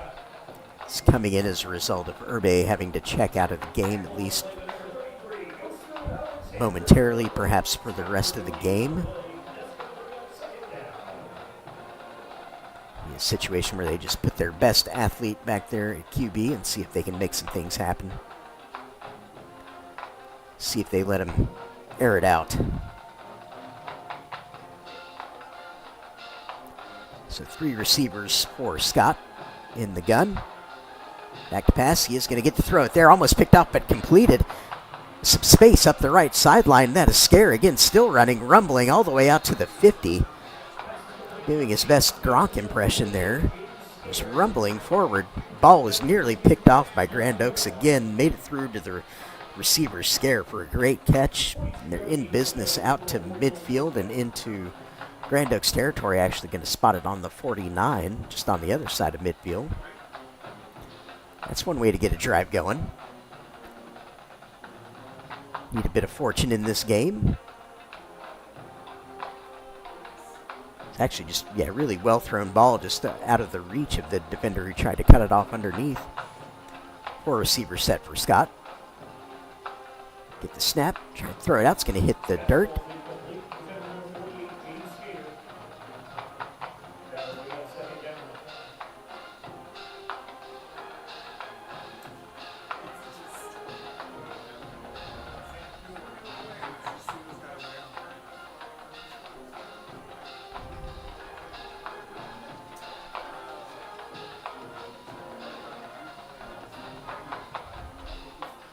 Scott has the play here on 2nd and 10.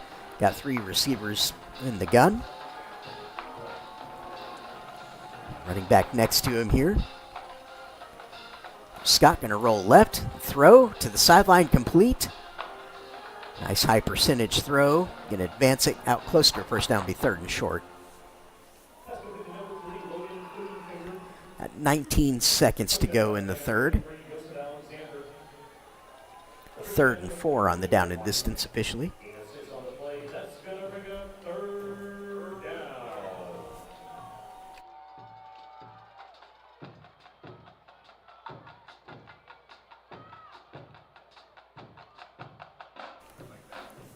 Scott gets the play from the sideline, now coming back in to signal. He's going to be back in that Wildcat look with the 2 upbacks.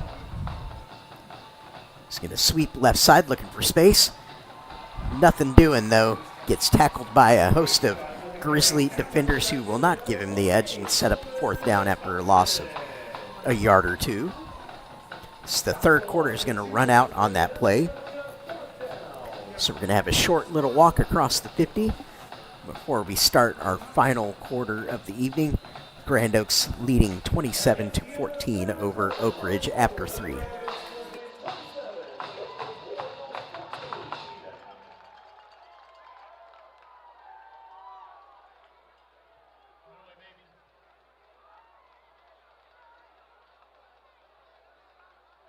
Conroe ISD would like to thank the Press Box sponsors for the 2025 season. They are PJ's Restaurant at the Portofino Shopping Center in Shenandoah, Puka de Pepo at the Portofino Shopping Center, Buffalo Wild Wings at the Portofino Shopping Center in Shenandoah, Chili's on Lake Woodlands and Indian Springs, Chewy's in Shenandoah, Culver's in Conroe, Dave & Buster's in Shenandoah, Pregame in Conroe, Mackenzie's Barbecue in Conroe, Outback Steakhouse in Conroe, Quaker's Taco Bar in Conroe, Raising Cane's in Conroe, Overlook's at Raven Road, Red Rock in Shenandoah, Russo's New York Pizzeria in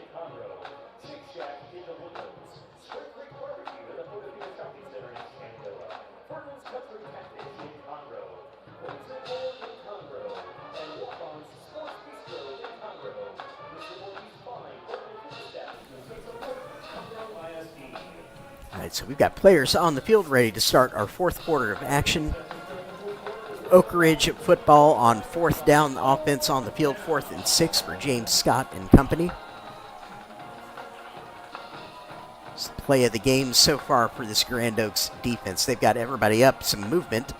Scott is going to throw it. He thinks he's got a free play up the sideline, going to be incomplete, out of bounds. However, flag. Is it going to be offsides? It will be. That's the signal.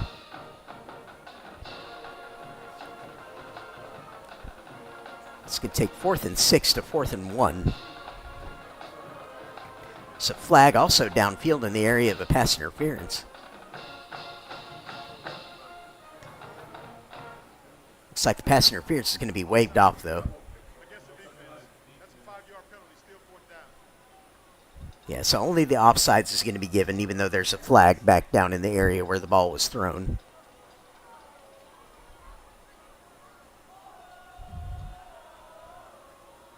Which no one has picked up yet, due to some conversations on the Oak Ridge sideline. And there it is, picked up. Get all the laundry off the ground. All right, 4th and 1 now, much better prospect for the War Eagles. Scott can make a play here with his legs. He'll hand it off, potentially.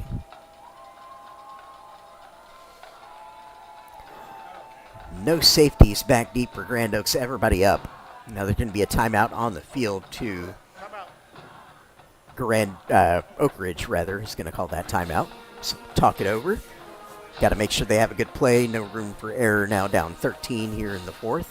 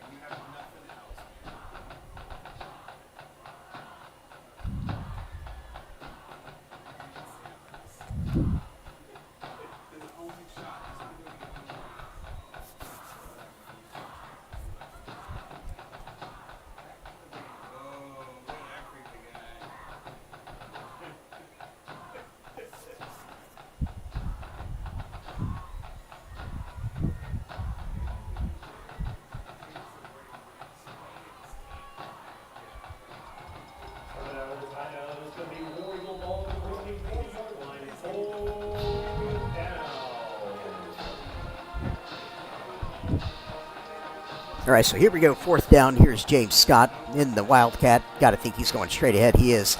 Got the right side. He's going to have more than that around the edge. He's got a block out there. Going to go inside the 30, have the first down easily. Keep his team alive here. Going to mark it out at the 30 exactly.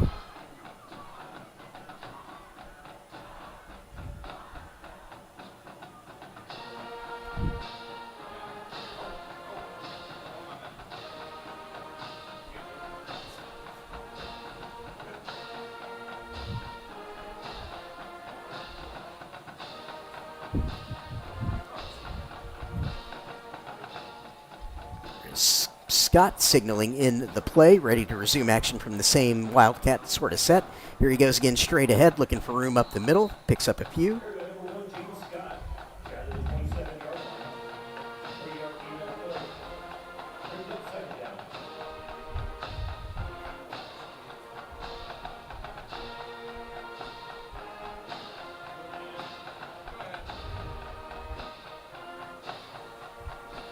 Second and 7 with 11:22 and counting remaining in our game tonight. Oak Ridge trying to cling to some hope left in this game, down by 13. Got to make some things happen. Scott in the Wildcat looking for some room around the right side. Nothing quite there. He's going to be ushered out of bounds. No gain.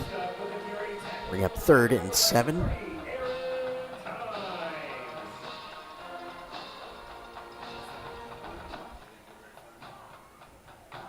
For no gain on the play, that's 3rd Grand Oaks wins tonight to get to their 6th win of the year, they'll tie their most ever wins as a program in the season to date. Previous highs coming last year with the 6-4 season. And then in their first season, actually under Coach Jackson, they went 6-4 back in 2020, the COVID year. Scott's going to throw that ball up. Flag comes in the area of an interference, however, on that 3rd down. So Oak Ridge may have been bailed out there by some illegal contact. Grand Oaks sideline trying to claim uncatchable. Not sure that's going to fly. Is it kind of was catchable?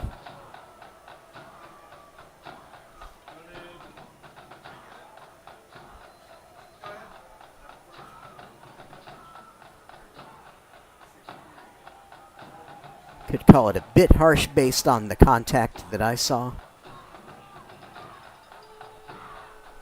However, it is going to move the chains. Keep Oak Ridge alive just a bit longer here. Make things really interesting if they can punch it in here. So first down from the 17-yard line of Grand Oaks. In the red zone go the War Eagles. And out of that heavy shotgun look, just content to try and run this ball in. And try and hand it to the running back. They get it to him. He stays on his feet. Excellent run. Wow. Great job keeping his feet for a 9-yard gain by number 23, Ethan Pruitt, the senior. Excellent effort there. Did not appear to be a whole lot to work with, but he squirts through there just through sheer willpower. All the way down to the 8-yard line of Grand Oaks after that carry.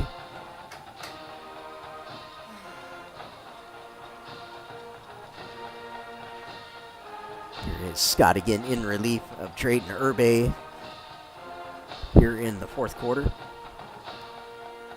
Handoff back to Pruitt. Going to fall forward to the 6. Just pick up a couple. Moving under the 10-minute mark to go in tonight's game. Bring up 1st and goal after that from the 6.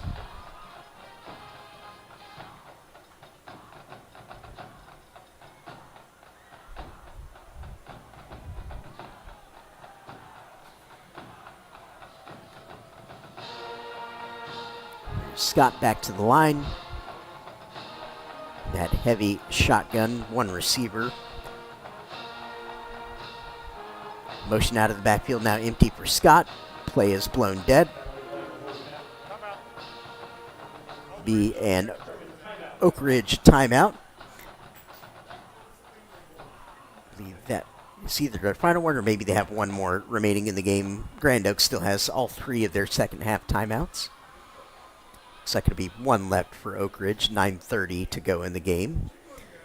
Again, Grand Oaks leading 27-14 here this evening on a beautiful night from Woodforest Bank Stadium here in Shenandoah. And thank everybody still riding along with us on this stream, hopefully here tonight, or if you're watching it back. Hope you're enjoying that as well. Got the game of the year effectively tomorrow in 13-6A between College Park and the Woodlands, undefeated College Park. Going to be a packed house, standing room only here. Invite you to join Jackson Cochran and Wesley Turner, student intern, on that call. Should be an absolutely epic, awesome occasion tomorrow night for everyone to enjoy, so we hope you will be streaming along with us if you can't be here in person for it.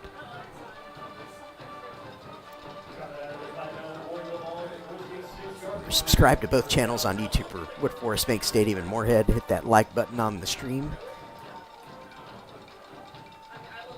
Help expose what our district is doing out to the masses, the algorithm.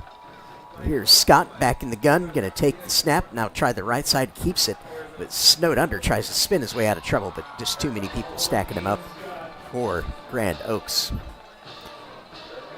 Grand Oaks not letting Oak Ridge walk into the end zone here, making them earn it, and more importantly, use that clock.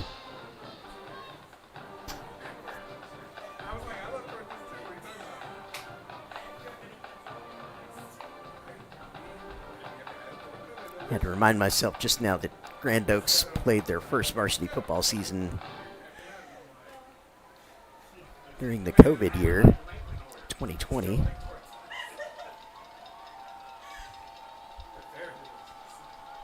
Snap around the right side, Scott.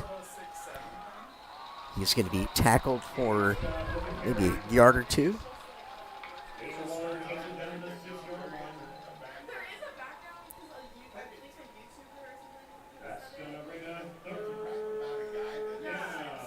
Sean McDowell took over this Grand Oaks program 2 years ago in 2013 after Mike Jackson got this program off the ground. McDowell coming in from Fort Bend County.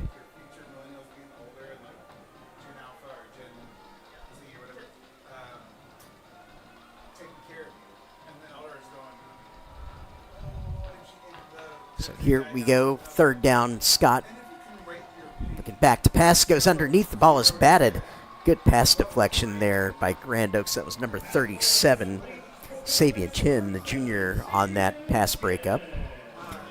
Got inside of the route.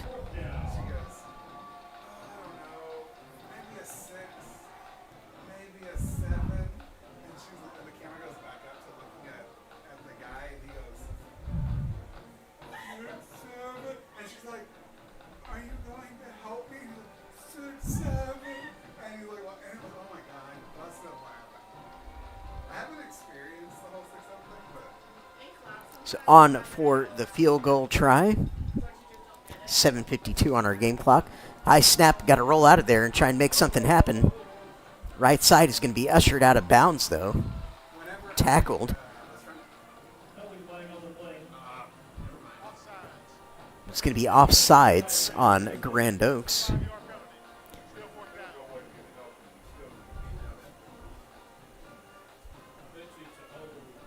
Let's see if the offense comes back out, perhaps. Kicking team still staying on, so they might be content. Now James Scott is looking to sub onto the field here. Trying to figure out what they want him to do. Yep, here he comes. They're going to go for it now, of course. Ball spotted on the 3-yard line. Fourth and goal from the 3. Oak Ridge. Let's see if they can make this happen. Scott in that power Wildcat type of look. We're going to have a timeout by Grand Oaks, their first timeout of the second half. 7:46 to go in the game, pending this fourth down play.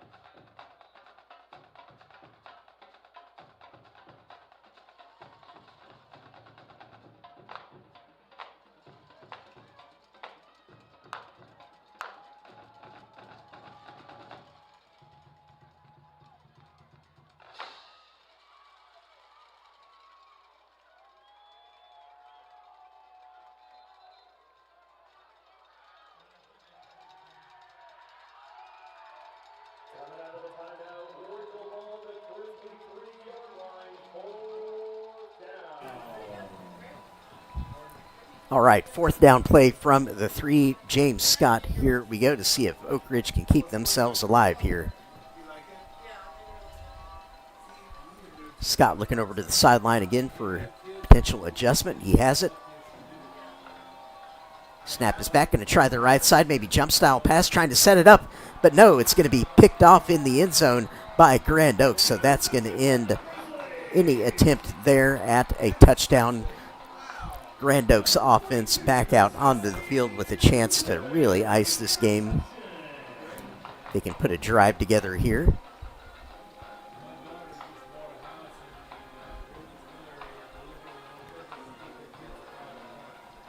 Grand Oaks inching closer to this school's first ever playoff berth.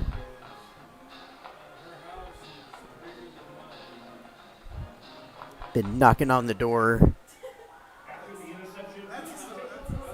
being in on the race for most of their early years as a program, aside from maybe one or two, but this is by far their best opportunity here this season. So fake the handoff left side, and it's loose. There goes the run into Oak Ridge territory. Drops a shoulder there at the end to finish it. Grant Smith, he's been saving that all game. It's really been two designed runs for Smith here tonight. Both of them have been chunk gains, and especially that one. Had to check the number there for a second. I thought Lackey may have snuck into the game, but Smith showing his speed around the left side, maybe catching Oak Ridge sleeping a little bit, and drops the shoulder there at the end to finish it. Trucks the defender. Into the Oak Ridge half-field ball on the 37-yard line of the War Eagles. Here is Smith handoff. Right side Gauss. Keeps his feet. Going to cut up the middle. So good at those zone-style runs where he can find that crease, make his cut, and go.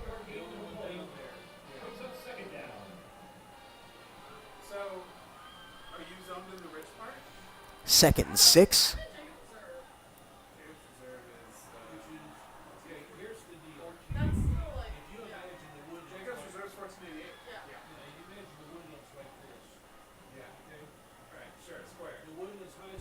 Smith out of the 3 receiver gun. Gonna flip the H-back. Gauss, power run. Now he's going to cut it around the right side. Bit of counter action to that one. He has the first down. Chains moved down to the 26-yard line of Oak Ridge as the Grizzlies picking up chunk gains on their way to try and to put the final nail in here tonight. 25-yard line is where that ball is going to be spotted. First and 10, 6:35 and counting left in our game. This evening from the split back shotgun is Smith. Going to shift the formation now into that pistol. The handoff right side, power run. Here is Gauss up the middle, get the 5 touchdown. Once again, Keelan Gauss into pay dirt. 6:17 on the clock. Score extended to 33-14 lead in favor of the Grand Oaks Grizzlies. Can taste that playoff berth now. They're going to be going to the state playoffs once they salt this win away here tonight. Really just enormous achievement for this program.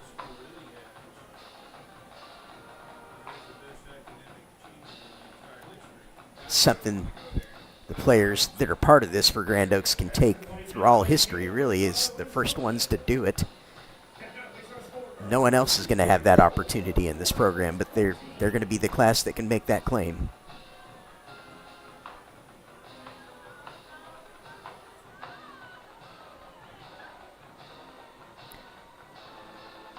.6:17 left in our game tonight here at the bank. Grand Oaks leading at 34-14 over Oak Ridge. Hard to believe, given what's transpired, that when the third quarter started, or shortly after it started, Oak Ridge had taken a 14-13 lead at that point. But since then, Grand Oaks has scored 21 unanswered points. That might have just woken them up.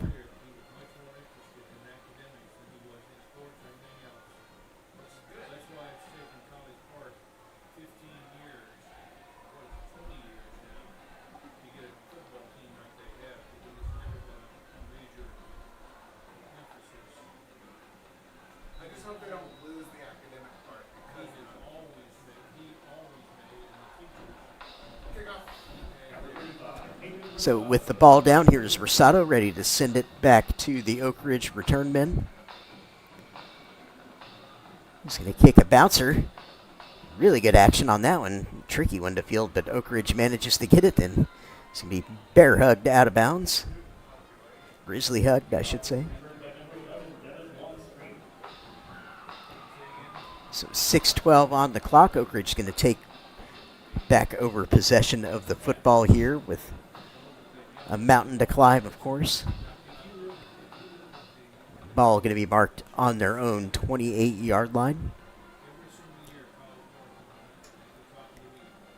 It's James Scott. Company come back out with the War Eagles offense. A nice crowd on hand enjoying proceedings here at the stadium tonight on a beautiful evening. Mid-October. Empty set, 5 receivers for Scott. Going to take the snap, throw it quick out to the right side. It goes through the hands of one receiver. Completed to the second one. Well, that football does some unusual things. But you take the plays any way they come. Even if you have to throw through multiple sets of hands.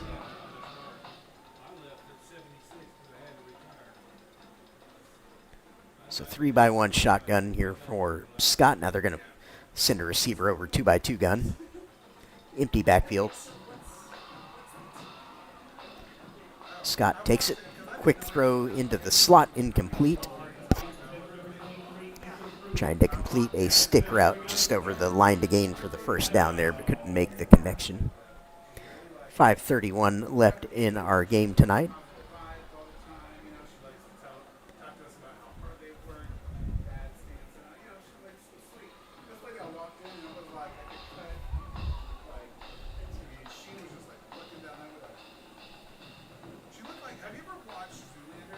It's an empty backfield from the 5-wide shotgun set for Scott. Going to take this snap. Now looking for running room under heavy pressure. Makes a man move in the backfield. Showing his great athleticism. He is loose around the right side. What a play. James Scott showing why he is one of the top recruits in this district. That was incredible. In all kinds of trouble when he got that snap and just steps out of it like a magician.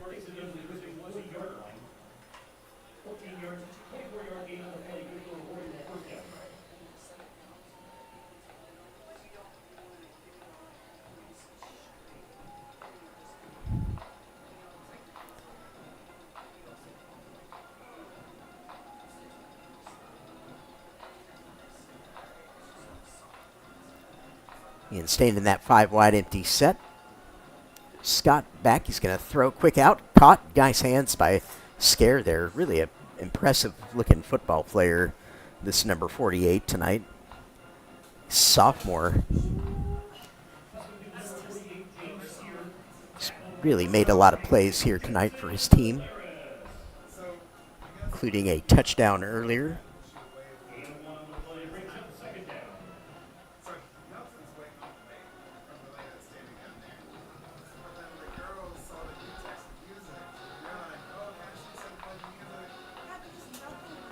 Oak Ridge having to get creative here, having lost their starting quarterback to injury earlier in this half.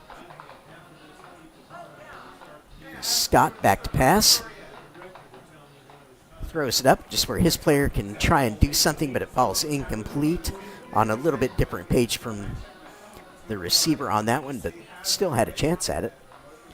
Bring up 3rd and 9 with 4 minutes and 30 seconds to go.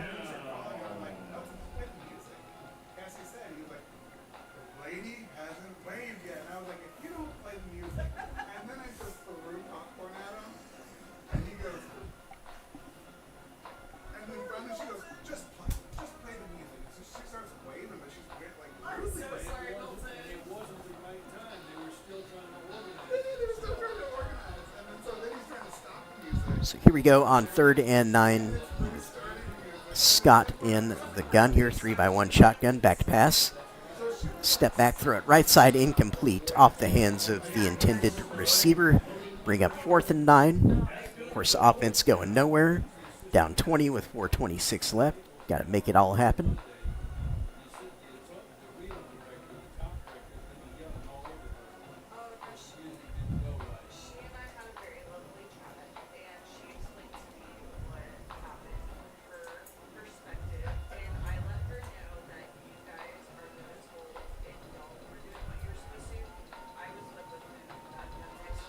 Scare motions across the formation. Scott's going to throw it up, trying to hit him on that wheel route. Nearly connected. It's actually really well thrown football. Floated it up there, gave his man a chance to run under. It's going to fall incomplete, however, and Grand Oaks offense is going to come back out onto the field. 4:21 to go to just put this one on ice. Preserve this win, and to give a lot of credit to head coach Sean McDowell and his staff for securing what will be a couple of huge wins in a row here down the stretch in district play, and this one especially huge because it all but punches the ticket to the state playoffs for Grand Oaks for the first time ever.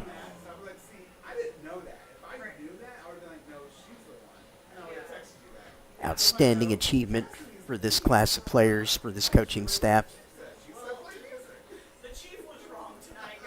Grant Smith keeps it. McDowell coming up from Fort Bend County region, because he said that shortly after he was hired, he thought Grand Oaks had the potential to be a perennial type of program.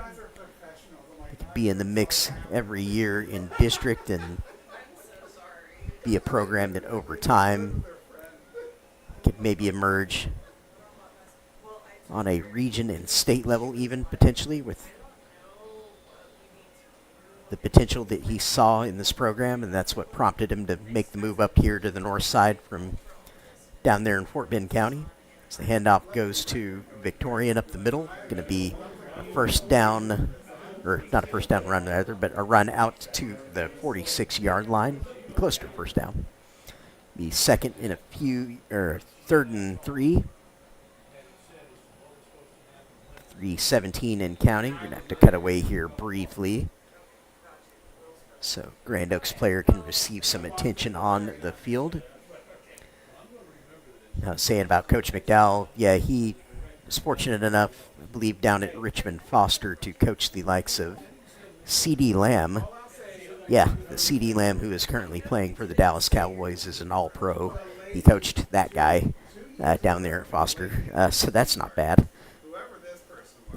But yeah, when this job became available at Grand Oaks, it was enough to get him up here to the north side because he saw the potential that he felt this program had, and this step that the Grizzlies are taking now of getting into the state playoffs is exactly why he wanted to come up here, because he saw this sort of trajectory possible in this program.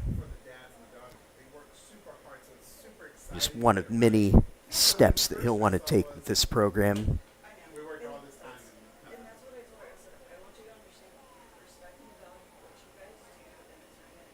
They can put the right ingredients into place. It's not just about what happens on the field, it's what happens in the community too. It's like you need the entire community to back what you're doing in order for it to be as successful as you need it to be. You need total buy-in from everybody involved. The parents, the players, band, the drill team, the cheerleaders. Everybody in the community has to be all in.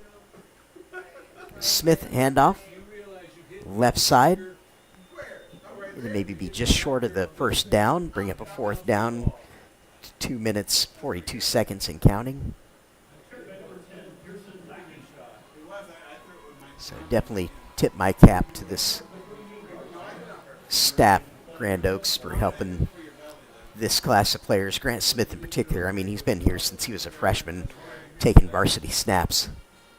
Not many people can do that as he plows forward on the QB sneak for the first down there. And from here, now Grand Oaks can get into the best play in football. Victory formation. Knee this thing out.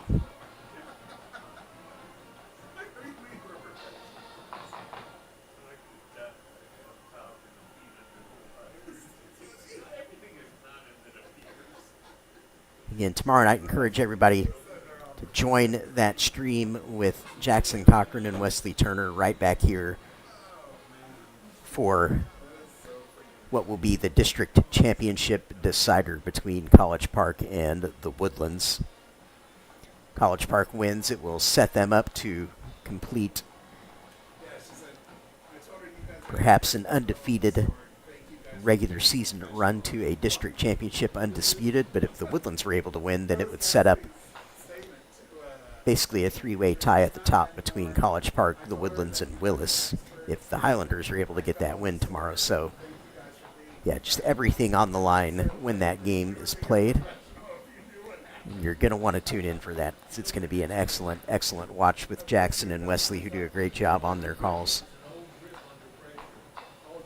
So, I invite you to come back and enjoy that entertainment and the great work that our crew brings on a weekly basis each night that we're playing games here in either venue,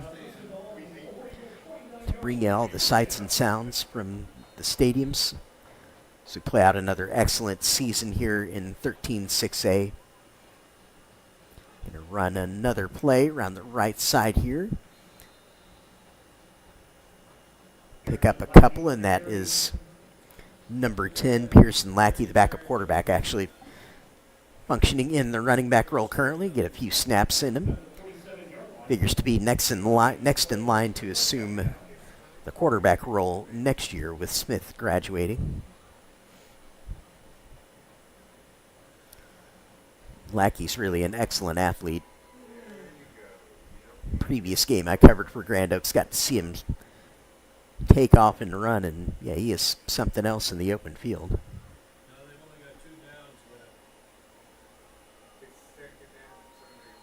On the second 9, Smith going to make his way off the field. Going to be a quick timeout to Grand Oaks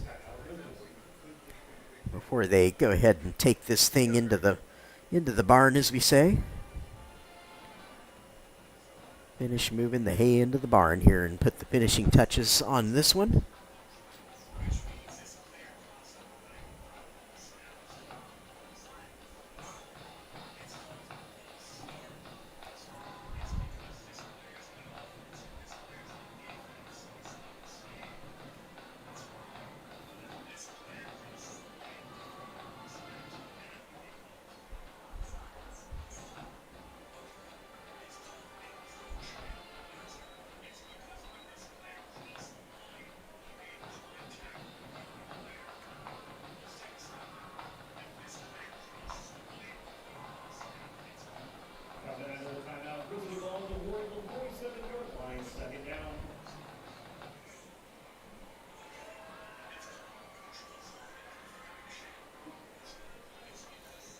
And here is the best play in football to cap it off tonight. Victory formation down to a knee goes Grant Smith, the senior.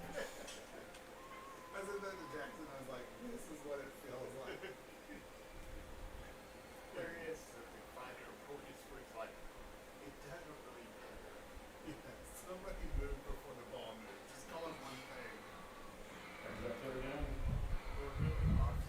thing. Once again to Grizzly Nation, I say congratulations. You will be headed to prime time here when we get state playoff brackets, so enjoy this win for all it means to your program and what you're trying to do in that community. So it is a momentous occasion for Grand Oaks. And the players bouncing up and down there as they line up to shake hands with Oak Ridge, who gave a valiant effort here tonight on the other side. We thank you all for joining us on this stream tonight. Again, hit that like button. Join us tomorrow night for the Granddaddy game there between College Park and the Woodlands. As Grand Oaks will run out of here tonight from Wood Forest Bank Stadium with a 34-14 win over Oak Ridge. They are going to the playoffs for the first time in program history. I am Jeremy McGrail. Thank you for joining us tonight. We will see you next time.